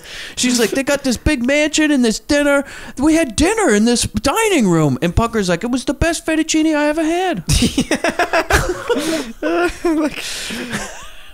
Then some other recruit just walks in and says, baby will come back when she's had enough. And then Chesty just gets like livid. Yeah. And walks over to her and says, You'd better shut your mouth, bitch, before I shut it for you. Then the lady punches Chesty and a big brawl happens. Mm-hmm. Well, I like that she has to blow like her fingers like a whistle sound, and like she's running up the gang, but just one girl shows up next to her. Okay. Right after that. This is like a Batman the TV show fight. Like all of a sudden, like henchmen just show up out of nowhere, you know, and it's like da-da-da-da, da-da-da-da-da, and then like there's this big fight scene, and then like a lady comes in with a chair and like breaks it over Chesty's back. Slow motion. Then Chesty kicks a lady through the fucking wall, like she's Charles Bronson or something. Yeah, like she kicks her through a piece of drywall, and this lady's like, "Oh fuck!" Like. Like the whole place is just a heap. Yeah. Bodies are lying in mass. It just and then the officer walks in. Their commanding officer walks in and just goes like, "What the fuck are you doing?" And they're like, "Oh, nothing. We're just playing around. We're just working out." She looks over. A lady's coming out of the wall. There's a fucking chair broken everywhere. And then she tells him to clean up and then get baby's things together because I guess they don't expect her to come back. Yeah. You know, I just worry about the architectural integrity of these barracks. If you can throw somebody through a wall, like it's no big deal. It's just like in Kinjite when Bronson kicks that man through the closet. Yeah. It's just one small jump kick to the chest, boom, through a wall. Do you remember in the beginning of the film where they're doing the karate and during the sparring, when the officer says, okay, stop, and then one of the girls still punches her in the face? Yeah. And then she's like, why'd you do that? And the officer goes, that's what you get for turning your back on your enemy. It's like, well, you told him to fucking stop. You told him to fucking stop. What? I totally forgot about that part. Like, it's rewarded. Oh, God.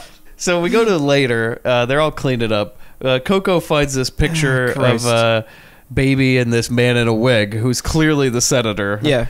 Then they're like, well, who's this girl that baby's with? I didn't know she swung that way. I'm like, this is clearly a man. For fuck's sake, it's clearly a man. It's a man without a shirt on, with a hairy chest, the bushiest fucking eyebrows you've ever seen, and a wig on. Yeah. And like, I swear to God, a 5 o'clock shadow. It's like, you think this is a woman? Then finally somebody figures it out, it's a man. You know, it kind of does look like Donald Trump with a shirt off. It kind of does. Then they also, for some reason, they think maybe this is the reason baby was kidnapped. And I wrote, well, why? It doesn't really have anything to do with that. It could just be a picture. Yeah. Also, who took the picture? Yeah, because it's a bright-ass flash in the picture. It's really close. Chris, who took this picture? I don't know. They're kissing on a bed. Yeah. And nobody's looking at the camera. This is like it's like mid-coitus. Yeah, it's like taken in the room, obviously, by somebody. Who took this picture? Unless it was like a telephoto lens from across across the it room. Fred Willard? Maybe. We haven't gotten to who his character is yet, but he works for the senator. Yeah. Who took this picture of them? Obviously, there's a third person who knows about this. Unless they like, all right, I'm gonna put it on the timer. Let's get on bed. All right, let's pretend we're kissing. Okay, perfect, great. You think also, I know? If this picture is so like bad, why did he even fucking take it in the first place? Well, I don't think. Why did he get it developed? Well, it's not like he knew. This is extortion, obviously. Did he just want to keep it? It's a blackmail No, thing. no, but it's not extortion. It's not through a window. This is in a room with the flash clearly on. Yeah. I mean, they knew that a picture was being taken. Yeah. This whole movie, just like in Lunchwagon, how it hinges on a fucking parking spot where they could have just got there. Well, this hinges on a picture that should have never been taken or developed. Well, yeah, because it says he knows what the original looks like. It's a small one. Yeah. Huh. This whole movie hinges on a fucking picture that should have never went to the developer. Oh, it just got lost in the roll. Oh, fuck, we developed that one. Also, I got a bigger version of it. He has 2 prints of this fucking thing.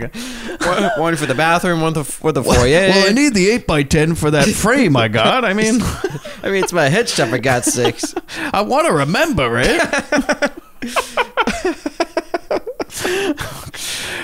So Chesty basically says, well, the picture's too small and we can't see it. So Tina, we should take it to that Ted Cruz guy and see if we can blow it up for us. Never mind getting a magnifying glass. But this is the one thing I said. We really have to go back to this fucking stalker? And Tina agrees with me, and she says, like, do we really have to go back and see Ted Cruz again?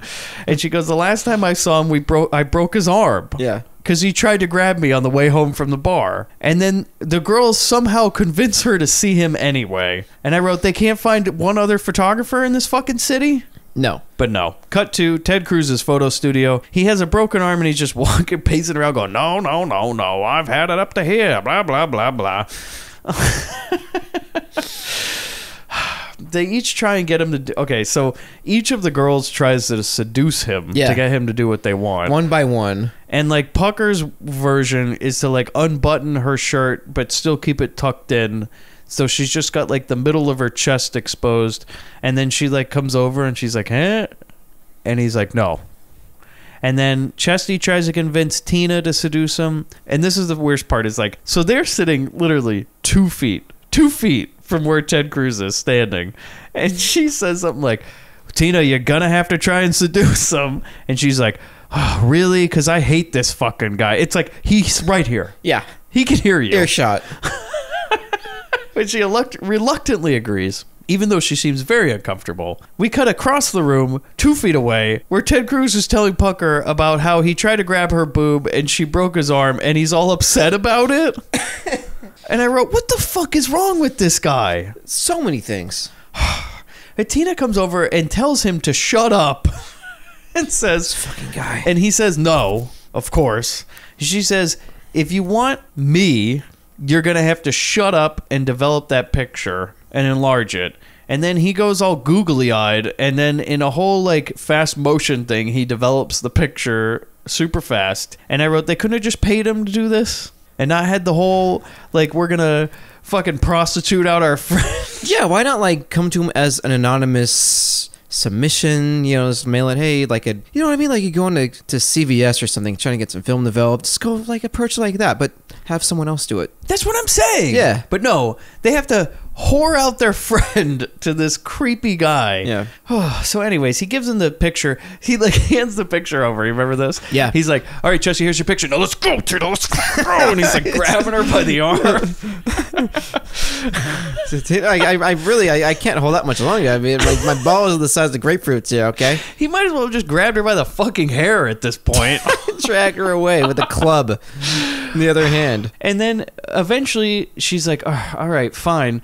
And she agrees. And I wrote, to, I guess, get raped by this guy? Yeah. So she walks away. She's like, all right, well, I'll see you guys later. And she's just so depressed about it. Everybody leaves. And then Ted Cruz looks up to the sky and he prays to God. Thank you. Thank you. Oh, and We're definitely on for this Sunday. Right, I don't think a rapist is welcomed in church. You know? And it's treated like it's a normal, like, oh, here we go again. Like, here I go whoring myself again. Like, it's no big deal. Like kind of like, oh, I gotta go get the groceries. I left the ice cream at the store. And that's the same kind of attitude. I wrote, hey kids, great life lesson. If she says no, just do her favors and then she'll fuck you.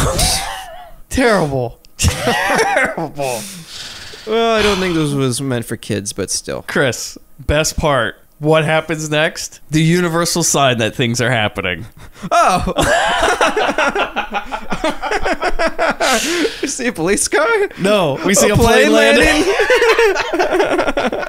The plane is landing.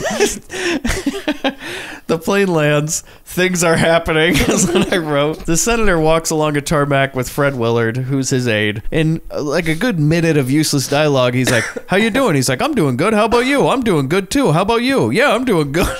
And they say this about 50 times. Great important dialogue. Anything to kill the time from the plane to the tarmac. Yeah, because apparently you just got to show the whole walk. Yeah. And then the press starts drilling them. And, okay, some guy, I don't know if you noticed this or not, some guy, and I am not fucking joking, tries to interview the senator with an ice cream cone. Yeah, I noticed that. There are people with news cameras and real microphones, and the only question he takes is from a man sitting down almost, holding a ice cream cone to his mouth.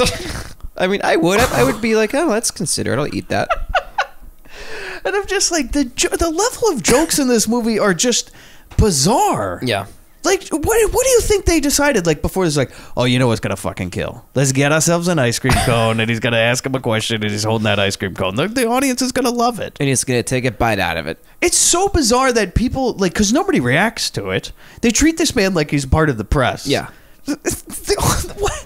Nobody even notices. They're just like, wait, was that an ice cream cone? Because he doesn't have a camera guy with him. No. No. But people are like, wait, was it an ice cream cone, or did I just see something? Like, what? Yeah. What is going on? Was it a wet tennis ball? Is it an ice cream cone? Like this? What? This guy just came from the fucking McDonald's with this. There's a Baskin Robbins down the street. He saw the fucking plane. Soft serve and goes, I'm gonna go stick it to the senator's face and ask him a question. Yeah. What the fuck is going on? This fucking sucks. Then some woman reporter brings up the affair rumors, and the senator's like, "Oh, gotta go." I got a plane to catch. See y'all later. He just walked out of Airfuck 1. So the senator leaves. Then some guy like puts his bag in the trunk, and we get some extra shot of it for some reason. I guess this relates to something. Because I thought they're trying to imply that it was being switched with the wrong luggage. But it doesn't. Yeah. Then we go inside a limo. The senator and Fred Willard are in this limo, and then he looks at Fred Willard and he says, like, are we ready for this party tonight? Oh, no. Fred Willard says, oh, the party's all ready, sir. And he's like, good. A lot of broads? Yeah.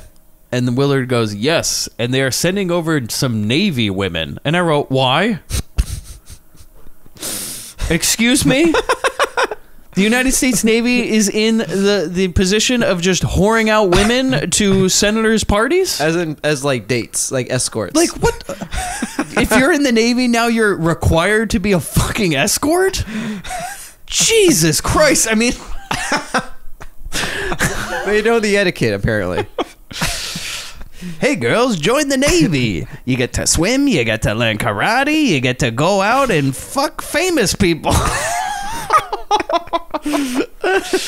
And you have to. It's like they're making them go to like debutante balls, like forcing them to go to these balls. So the senator says, good. It's a lot easier to get these corporate bastards to shell out some money when there are tits around. And I wrote, yeah, I bet so. And then Willard just laughs at this. Go to the base. The commanding officer comes out and tells Chesty and her crew that they will be going to a big party at a senator's house. They will be going, and orders them. Well, he asks them, all right, we need some volunteers. And he goes, and then she just says, Chesty, and never like names everyone else. Like, so they're not really volunteering anymore. Yeah. And they go, okay, you girls have to go to this party tonight. Yeah. at this senator's house. And I wrote, what the fuck is this? You can't just hire Navy girls like they're prostitutes. This is not how the Navy works. I know. What the fuck is this? You signed up. You signed up to be here. You got to do what we say. And I say you're going to a party and you're going to hit on that senator's friends. And you, if one of them wants to grab you, you better fucking let him. That's how it works around here, okay? Yeah. Every woman's got to lie on her back for freedom sometime. Do you think at any point Cherie Eubank looked at Ed Forsyth and was like, you know, my father was in the Navy and I'm pretty sure that none of this is true. Hey, shut the fuck up. No, your fucking lines. Lay on your fucking back. Roll film. Some ladies tell me what to do. Her name is fucking Chesty. That's not my real name. This is the point when I wrote, this movie requires so much suspension of disbelief. It's absolute insanity. Yeah, it has reached stratospheric levels of disbelief. And this ends by Chesty looking to them all and saying, this is good because baby worked for the senator.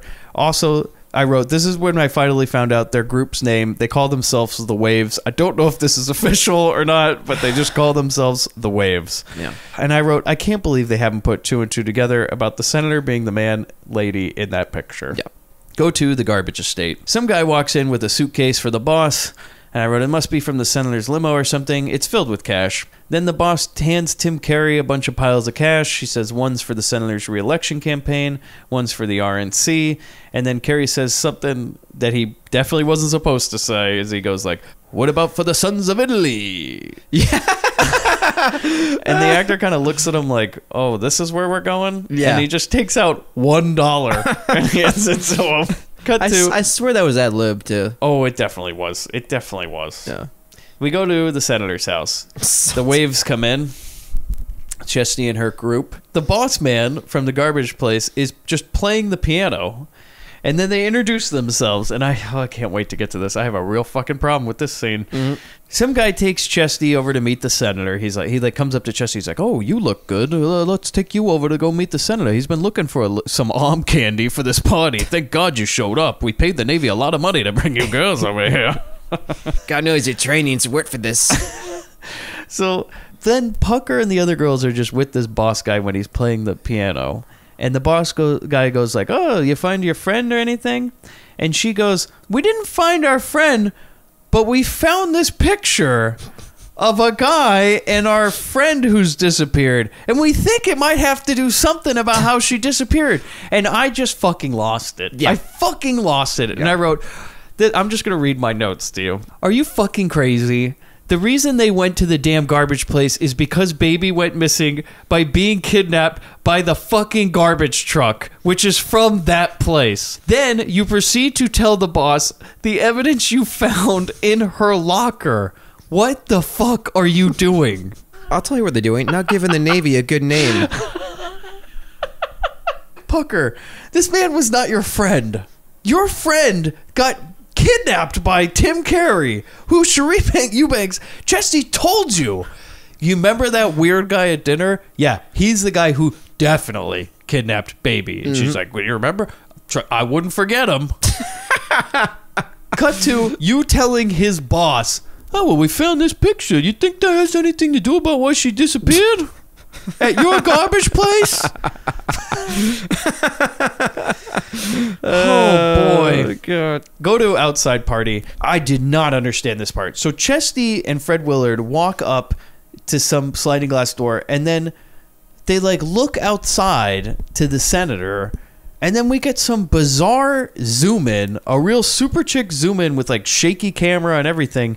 And it just zooms into some guy the senator's talking to and like his hand on his shoulder. And then Fred Willard's just like looking all confused. What is going on? I think they're focusing on the ring on the finger. But what is it? I said it looks like some sort of Super Bowl ring. Yeah. And Willard looks concerned and I wrote, what the fuck am I supposed to be seeing? I think because they're supposed to, maybe the ring is in the picture too, I think. That's the only thing I could put together. Chris, that is more than I would have thought. I was just so...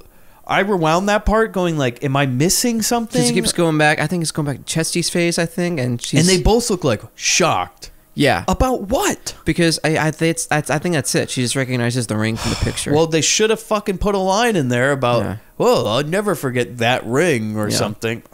Anyways. Or at least cut to a still of the picture in the ring.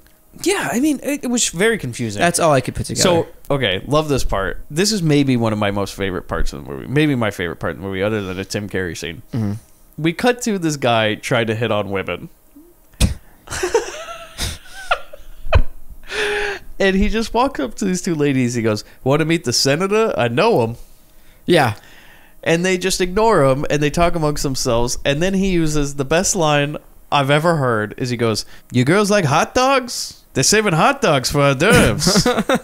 I just wrote, what the fuck? Well, like to meet the senator? I know him. Just like this. There must be somebody else here. That's important. I'd like to meet that senator, but, you know, you could really get into movies that way. Girls have any of the hot dogs? Real good little hot dogs. I just have a few myself. Hors d'oeuvres. You know, he started going out with one Nancy Bain. Cut to Chesty and Willard. He hits on her. He says something about how when he woke up, he knew he would meet her. It's terrible. Go back outside. The guy's still hitting on these ladies, and they're still ignoring him. And eventually, he just gets fed up and goes, "Pardon me for living," and walks away. And one of the ladies goes, "Was that guy? Was there a guy there?" And she goes, like, "I don't know. I think he was a homosexual." Yeah. Right. Pardon me for living. That guy's probably. I don't know. He's crazy about it. I think he's a homosexual. Cut to him in the back hitting on two other ladies, and he opens with the fucking hot dog line again. That must have worked at some point. He walks up to these ladies and goes, "You ladies like hot dogs? They're saving hot dogs over at the appetizers." You ladies trying to eat the little hot dogs? Real good. Hors d'oeuvres. I'm telling you, at one point this worked for him, and that's why he's just laying it in really hard. My favorite character award goes to the hot dog man. Yeah. So we go to Willard and Chesty. He asks her out for a drink. She sort of agrees. Then the garbage man, the boss garbage man, comes to the room after Willard leaves, and he asks about the picture, and Chesty says, like, "Oh yeah, we found a picture." And he's like, "Well, why don't you come to my office tomorrow? We'll talk about it." She agrees. Is she suspicious? I don't know. Go to the beach. In the most fucking useless scene yet in this movie, Chesty and Fred Willard walk along the beach. He asks if something is wrong. She says no. But then she says, "Well, I feel guilty about having a good time because of what happened to my friend Baby." No shit. He asks if she went to the authorities. And she says, "Yeah, but they think she's AWOL." And it's like, no. He meant the police. I wrote, he means the fucking cops, dummy. Yeah. Cut to them kissing on his porch, then he pulls down her top, fade away. And that's all we get. Like, what the fuck is going on? They're trying to, this is the way of shoehorning any kind of romantic backstory. Oh no, I just got to set this up somehow. Yeah. At least this movie has somewhat of a plot. I mean, their friend does disappear and they're trying to find her. Yeah. It's not a plotless mess. I mean, it's a mess, all right. Yeah. But it's at least has some sort of direction. Even though in the beginning, in the middle of all this partying and drinking, they still attempt to find their friend. However, nobody's picked up the phone and just dialed those 3 numbers that solve most of your problems. 911. Hello, police? Yes, I'd like to report a kidnapping. If they did that, we wouldn't have a movie, I guess. I don't know. Maybe 1976, there's no 911 yet. It was just 9-1. Maybe they don't have a phone on the base, Oh, no. Well, they do. And Ted Cruz has the number because he called earlier. So we go to the bar, their favorite bar. Willard and Chesty are sitting at a table. And Fred Willard looks at her and he goes, "You sure like it here, huh?" And Chesty says, "Sure, if you like getting your throat slit." And I just wrote, "Well, you brought him here." Yeah. What the fuck comment is that? You really like it here? Sure, there's a lot of action here. If you like getting your throat slit. So then Chesty tells him that the senator is up to something shady, and it has to do with Baby disappearing. And I wrote, well, how did they know this? Then she wants to know if Fred Willard is on her side. And well, you slept with him. I mean, she's like, okay, I need to know something. Are you on our side? Even though you work for the man and that's your whole livelihood and you've known him probably for years, will you trust me instead, the girl you just met? And he goes, oh yeah, sure. And then she looks over, and all the waves are sitting right next to them, and she goes, "He agrees, guys. He's going to be on our side." Yeah. And Fred Willard's like, "What the fuck is this?" And for some reason, someone throws like a chair or something across the scene. Well, hold on. Before we ended that part, I said, he could be lying about being on your side. I mean, he just did get some. He's just, because the way he says, he's like, "Oh yeah, sure, whatever. I'm on your side. Yeah, whatever. How you doing, by the way?" You need a refill on your drink? So then, somebody throws some chair, and they say something like, "Oh, the Marines are here," or something. And then another brawl happens. Yeah. And Coco just starts kicking major ass. I'm sorry, Slim. Stretch. Yeah. Gets on top of a man and starts clubbing him. And then apparently during this fight, Pucker is behind the bar, and when it ends, they're like, "Where's Pucker?" And then she just stands up, and then another guy in a bucket hat stands up, and she goes like, I guess they were making out or something? "I'm just taking care of myself," or something. Something along those lines. What the fuck just happened? Because even Fred Willard's like, "Oh, what's going on? Oh, shit, better leave." And then there's brawl fucking happens for no reason. It's like the audience is getting restless. Throw a fight scene in it. And this is when I wrote in my notes, "I am at the point of experiencing lunch wagon levels of confusion." LW. Go to the garden. We go to a garden, and the boss talks to some guy about how he plants things. It doesn't fucking matter at all. And then at this point, like, Pavarotti's playing in the background while he's explaining this. He eventually tells his henchman he wants those girls from the Navy dead. Henchman agrees. And then we go to Tim Curry cutting plants, like trimming the hedges, if you will. Yeah, I don't get this part. With like shorts on and this weird striped shirt and a bucket hat, and he's just singing like Italian songs again. And then he says that some plant bit him and pulls out a gun and starts firing at the plant. Again, not in the script, I don't believe. Absolutely not. "Tim, you weren't supposed to use those blanks. What are you doing? That was really loaded." Ming! Go, Lucy Bot! What are you trying to do? Hey! Hey, boss! This plant bit me! Then all of a sudden, the senator just walks up to the boss guy like he doesn't have anything fucking better to do with his life. Yeah. And he just says something like, the boss goes, "Oh, hey, I want you to meet my friend, the, quote, specialist." And I wrote, "Why is the senator here?" And then two goons show up, and I wrote, "Fuck me, I just realized that one of these goons is the goons from Super Chick." It's that guy who walks up just about the same point in that movie. And, it's the hitman guy. He says something about how the boss has strange plants. He says a plant keeps looking at him. Then the senator says something about how somebody made a mistake and his payment was $50,000 short. And then the boss looks at the goon. He's like, "Oh, let's go take the senator upstairs and give him his $50,000 and then tell him what else that boy can do for me." And he's just like, oh, sorry, sir. I didn't really mean it, just... They mean to be out of line. Like, he calls the senator, like, boy. Yeah. He's got this guy under his thumb. Like, he's like, "You're going to do whatever the fuck I say, buddy." Pretty much. Go to Chesty and the Waves. They drive in a car, and apparently they forgot to record a line of dialogue because they just VO some exposition over this. Pucker asks Chesty if she's sure the senator has something to do with baby's disappearance. And I wrote, this was definitely added later because people were probably just as fucking confused as I was. Yeah, why are they driving? Where are they driving to? This part makes even less sense. Oh, yeah. Go to the side of the road. The specialist guy that the boss just said, "I want you to kill those girls," gives this guy... So he's talking to another guy, and he gives him a radio, and he says something like, "When the girls drive by, I want you to radio me and tell me." And he's like, "Okay." And then he gets in a car and drives off down the road. And then the guy just stands there, and then Chesty and her friends roll by. Yeah. And he radios them, and he's like, "Oh, they're here." And then the guy just gets in a car, and the one guy chases after him. The radio guy chases after him, right? And then they're just driving down this mountain road. Yeah. And then the other guy just turns on the street and follows them. And I'm like, well, why even have the radio guy? Just sit there, wait for him to come by. Because I thought maybe he was going to go out in the street and stop them or something before they got there. No. Fucking knows. Like, what? It was runtime. It's 3 minutes of setting up a plan that was no plan at all. Yeah. Anyways, they get in a car chase. The guy keeps hitting their car, but then people come the opposite direction. Chesty pulls onto the dirt, and this other car just goes flying off a cliff. And then the radio guy's car like gets trashed and everything. Yeah. And then Chesty and her friends get out, look at the rubble and the wreckage of this car that flew down the cliff. And she's like, well, we better get out of here before we're charged for murder 1. And then at this point, somebody says, like, do you think somebody's looking for us? And I wrote, no fucking shit. Really? You think this just happened randomly? Yeah. This is like a Dragon Sound situation where everyone's getting murdered at the end left and right. And this is like... So we go back to the car.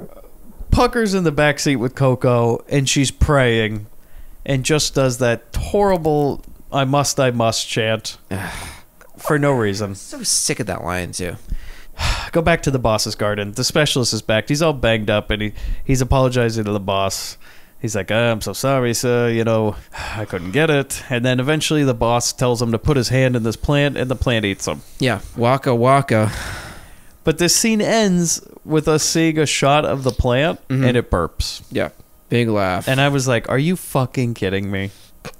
This movie has just crossed into, like... I mean, did they just get bored in the editing room, and they're like, oh, fuck, we better spice this shit up, you know? This is like this. It's on the same level as Tommy Wiseau's idea of having his car be a vampire, or like his car fly off like it's the end of Grease or something. Yeah. Okay, so we go back to the base. Chesty and the Waves are in the head officer's office. Basically, the officer reads off all these charges that they fucked everything up. They said they didn't do anything. Yeah. They did. Then she says they're confined to the base until they can figure this out. Pucker just walks up to them because apparently she's not in trouble. Yeah. And goes like, oh, what's going on? Chesty says they're in trouble. And then Pucker says, well, I'm going back to that garbage mansion tonight for dinner. And I wrote, why? You were just fucking chased and almost killed. And you're like, I'm going to go back to that nice garbage man's place. I don't think he has anything to do with this. Really, I don't. You just misunderstood. You know, I told him about that picture, and then some random guy chased us with this car, but I don't think that's those two events are related. Go to the garbage mansion. Pucker comes up, and a goon immediately pulls a gun on her. All right, I guess there won't be a dinner. The goon pulls up in the garbage truck in front of the boss. They say they only got one girl. Boss says, put her in the shed. We go back to the base. Chesty and the Waves. She opens this thing of flowers. And they're all like, oh, who's it from? And then she reads the note and she goes, they have Pucker. And I wrote, wow, I guess they really don't give a fuck about giving away their plan or intentions. Yeah. Hello, police? Yes, I just got a letter. Our friend has been kidnapped. I have a signature here from the guy who signed it. But no, we're going to play detective. Go back to the garbage mansion. The door to the shed opens and Pucker is sitting there. The boss, Tim Carey, and his two goons come in. Tim Carey... just really, like, there wasn't enough fucking gum around, starts chewing up this scenery. He starts holding his nose and going like, whoa, this girl smells terrible. It smells terrible. And I wrote, yeah, I bet the whole fucking place stinks. You're in a fucking dump, you dumb fuck. Yeah. And then I wrote, you built a mansion on the premises of a dump. I would think the whole place reeks. Yeah, really fucking genius move there. And honestly, by this point, you'd probably be used to the smell. Yeah. But then Tim Carey takes out a can of Lysol and starts spraying it around his room and then lifts out his pants and starts spraying it down his crotch. And then Pucker basically says, let us go, I have friends. Tim Carey responds to this by dancing around and spraying more Lysol. She says, well, I can make it worth your while. You know, they don't call me Pucker for nothing. Oh, boy. The boss says, well, that sounds enticing, but, you know, you're in a lot of trouble. And then they walk out, and while they're walking out, I don't know if you noticed this, Tim Carey tries to sell the boss on the idea of a threesome. Yeah. Go to Willard's house. Chesty and the girls have apparently left the base where they weren't allowed to leave and went to Fred Willard's house. He says, in a moment of rationale, says...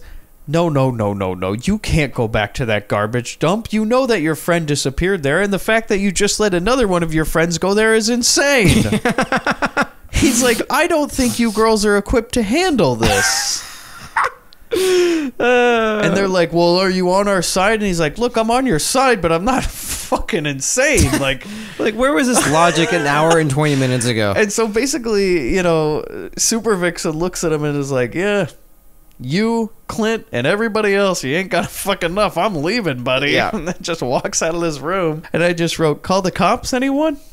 They leave, but then we cut to Fred Willard getting on a phone. Mm-hmm. But we don't find out. It cuts.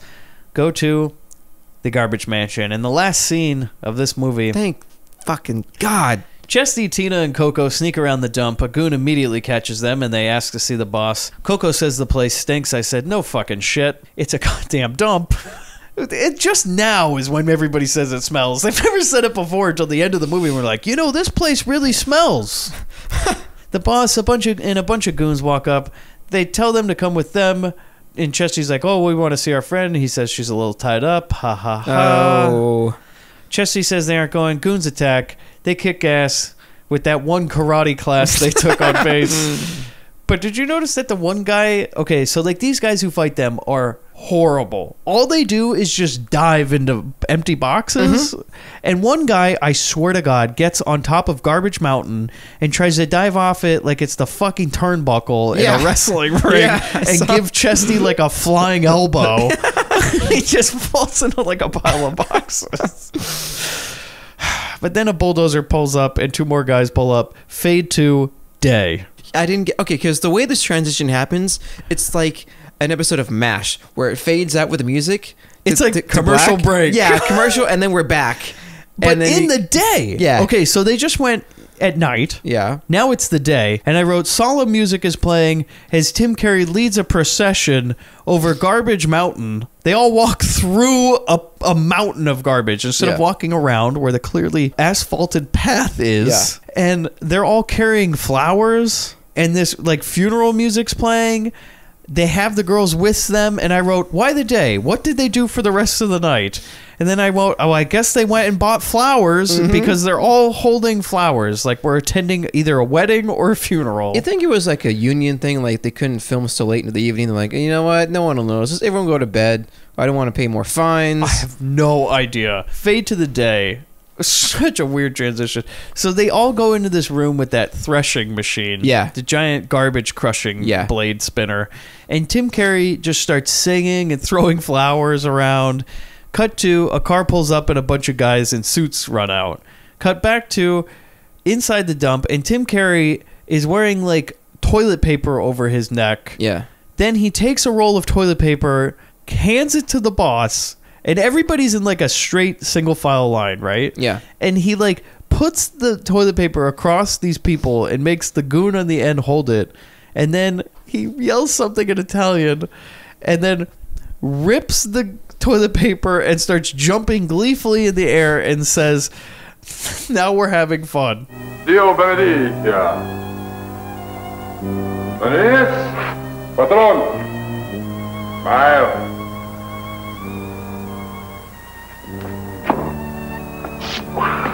Yoo! Now we're gonna have some fun. And I wrote, like, what the fuck is he doing? Like I said, I thought he was gonna do like some grand opening spiel, or they're gonna go into the Thresher maybe, like it's open for business. That would have been kind of funny. This is the point when I think they realized like this man is insane and we're just gonna pretend like we know he's insane at this point. Because Tim Curry goes on some completely unintelligible rant. It's horrible. You can't understand what he's saying. And while he's doing this, the boss starts checking his watch. We got a shot of a goon like rolling his eyes. We can all have a good time here. I know that Maroni likes to have a good time, even in heaven or hell. Maroni. And cuts back east, the war of the fowl runs into us. And you see little puffs of smoke rising above the trees. Now ye knows what it is. It's brimstone, by God, brimstone. And that stuff is all around you, shooting straight up into the R. Or a mountain of gloss. Or two.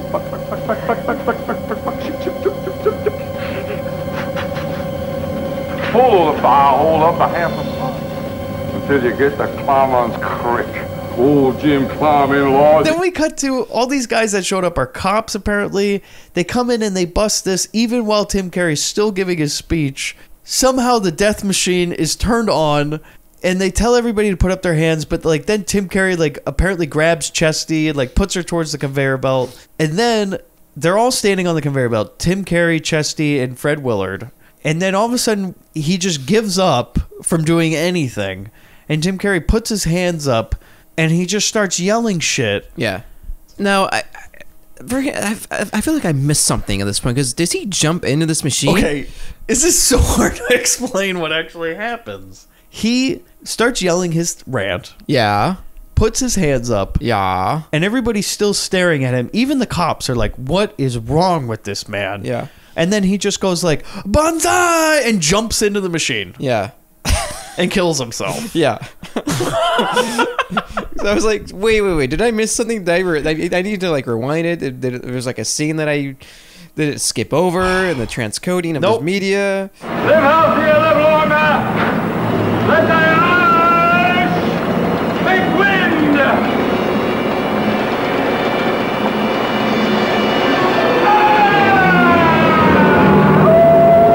Then we cut to a shot of Fred Willard and Chesty, and he's saying like, she's like, oh, I thought you worked for the senator. And he's like, the senator?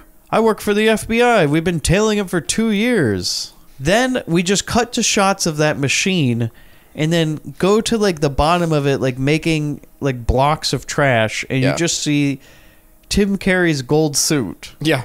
And then the machine burps. Mm-hmm. You hear like blood dripping and then a burp. And that's how this movie ends. Well, we go to the next frame, which is what we saw at the beginning of them walking down the carrier. Oh, no, I'm sorry. It's not over.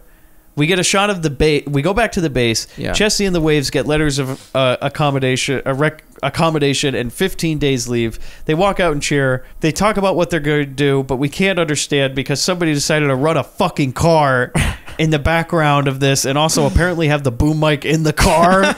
Yeah.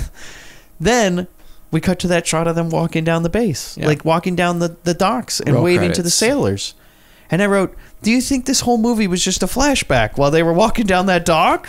Because we bookend this with the same event happening. It could very well be. That's it. Yeah. Recommendation? Nope. Okay.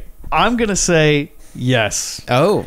Because the performance that Tim Curry gives in this movie is not to be missed. The movie is horrible. Yeah. But this is one of the most insane things I've ever seen in my life. And I would be really sad if nobody else saw this man's insanity in this movie. Yeah, it's up there. This is one of the... It's incredible. The fact that they let this man do these things during this movie... This is like... His performance would have fit fine in like a picture, like a Russ Meyer film. But in this, it's so weird. It's just so out of place. Which makes it like so great. Yeah. This reminds me of his friend, Marlon Brando. Yeah. In, if you've ever seen Island of Dr. Moreau. Yeah. Marlon Brando in that movie is an absolute madman. And please do yourself a favor and watch the documentary about the making of that movie, The Island of Dr. Moreau. Which interviews the original director and how everything went to hell, and John Frankenheimer was brought in to direct it, and Marlon Brando is an absolute insane madman who he didn't read the script. Nope. He refused to even say the lines he was supposed to. He demanded to have a bucket of ice on his head, and infamously, and it talks about this in that documentary, apparently at one point Marlon Brando pulled a producer aside and told him, we should shut down the production for 2 weeks. You and I are going to rewrite the movie. And at the end of the movie, Dr. Moreau is going to take off his hat and he's going to be a dolphin. That to me sums up everything Tim Curry must have done on the set of this movie. I believe he was very similar to deal with in terms of insanity. Well, of course. He seems so hard to rein in. I think they spent like half the day, on days on end, and half of those days just trying to rein him in, like tire him out to somehow make him just give up and just do what they want him to do. And I don't think that movie was supposed to end with him jumping into the machine. No. No. I think he just did all of that on his own, and they were just like, okay, well. I wonder, like, how would you have ended this movie? I don't know, Chris. You know what? I would have never made this movie. It's like when I sit on Savage Streets that I would just give up.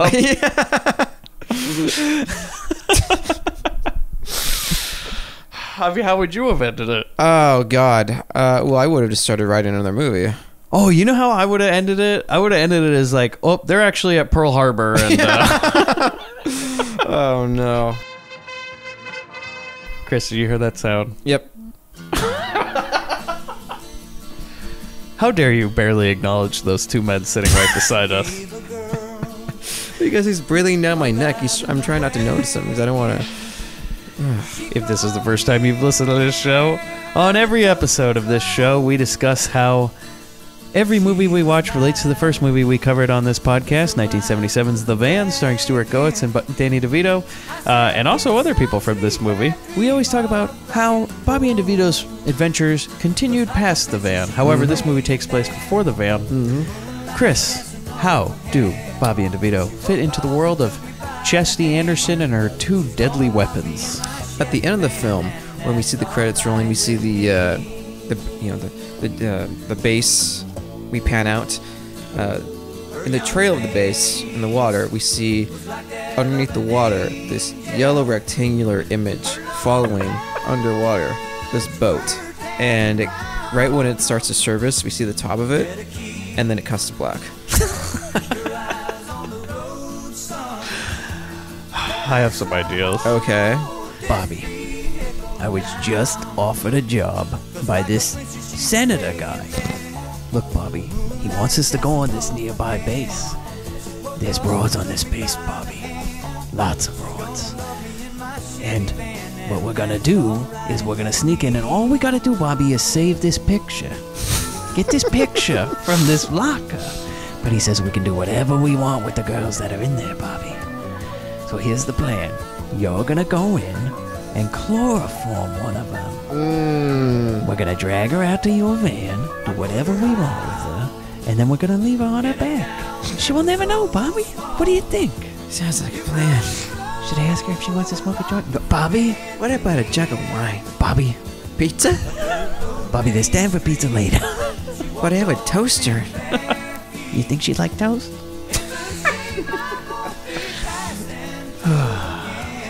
So, yeah. Thanks again for joining us on another episode of the Grindbin. Well, I have one more question. We used to do this feature, but if there was a sequel, what would it be called? And we haven't done this for a long time. And you want to do it for this movie? Only because I thought of it before I watched it. Oh, let's hear it. Chris sets up his own segment. No, it's like we just for some reason just stopped doing because I think we forgot. Okay, so Chesty Anderson 2. Give me the Chesty Anderson Gravy Seal. What is it? Gravy Seal? Yeah. Oh my God, I can't wait for this. Let's hear it. Oh no, that's just the name. You don't even have the idea, though? No, it's just a remake of this. That's all it is. It's just a remake. Okay, so Chesty Anderson 2, Gravy Seal. Yeah. Chesty gets promoted to the Navy SEALs, yeah. right? Yeah. But as a cook? If you want. Oh, boy. Oh, God. Thanksgiving movie of the season. Okay, I'm starting our new segment, which we should do in the middle of movies from now on, and maybe we'll keep this one up if you guys like it. This is called WWBD. What would Bronson do?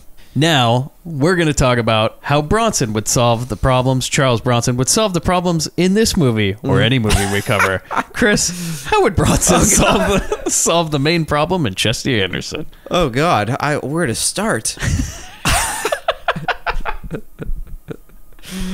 I feel well, there is a potential rape that happens, so we know Bronson's only happy if there's a rape going on somewhere. That's his only purpose in life, if there's some sort of rape. Okay, I feel like he would take those guys with the garbage truck, and he would hold a gun to both their heads and have them drive the truck to the mansion with the thresher machine, and have them both kneel down in front of it and put their junk into it. You like to touch girls, huh? Put it in its mouth. Oh God. Oh, that is great. I feel like Bronson would not deal with Tim Curry's antics. Could you imagine a fucking movie if Bronson was in a movie and Tim Curry was cast? I could not imagine him dealing with that man. If there was one fucking scene that they shared together, I imagine Bronson himself yelling "cut," and Tim Curry's still rambling on, and him just grabbing him by the throat, and he goes, "Get the fuck off this set. Yeah, you ain't gonna be in this movie, pal." There is no way he would stand for that. No. I could see Bronson like just kicking him through a wall. Like not in the script. He's like, "Oh, you want to improv, huh? You motherfucker." I can improv too. My boot can improv. It's with your chest. I mean, I've been watching all the Death Wish movies lately, and I've just recently watched Death Wish 4. Like, famously, apparently, Bronson like had no plans to even say dialogue in that movie. And I'm not even kidding. He has maybe 20 lines of dialogue total. The best part, I think we should cover this movie at one point, because the best part is he dresses up like a waiter and goes undercover. Oh God, it's so good. It's so good. And the guy's like, "What's your name?" And he's like, "Oh, I'm Rodrigo."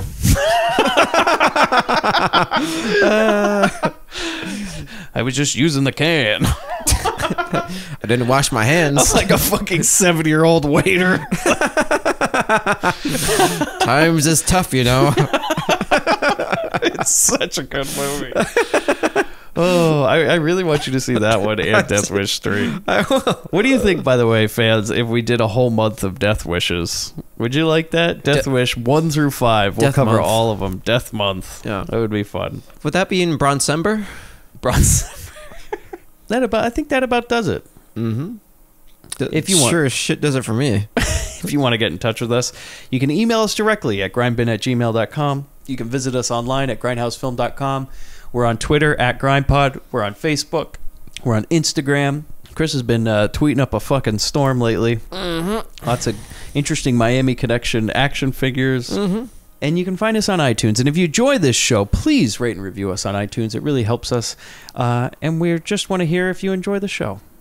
And don't forget to hit that purple rectangular button that says subscribe. We would be ever so grateful. Bobby, submerge that van. Hey, Bobby, I got the money. Yeah, I made the team. But you're a hooker. Get that goddamn thing out of your mouth. Spooky got no real poetry. Hello, pizza man.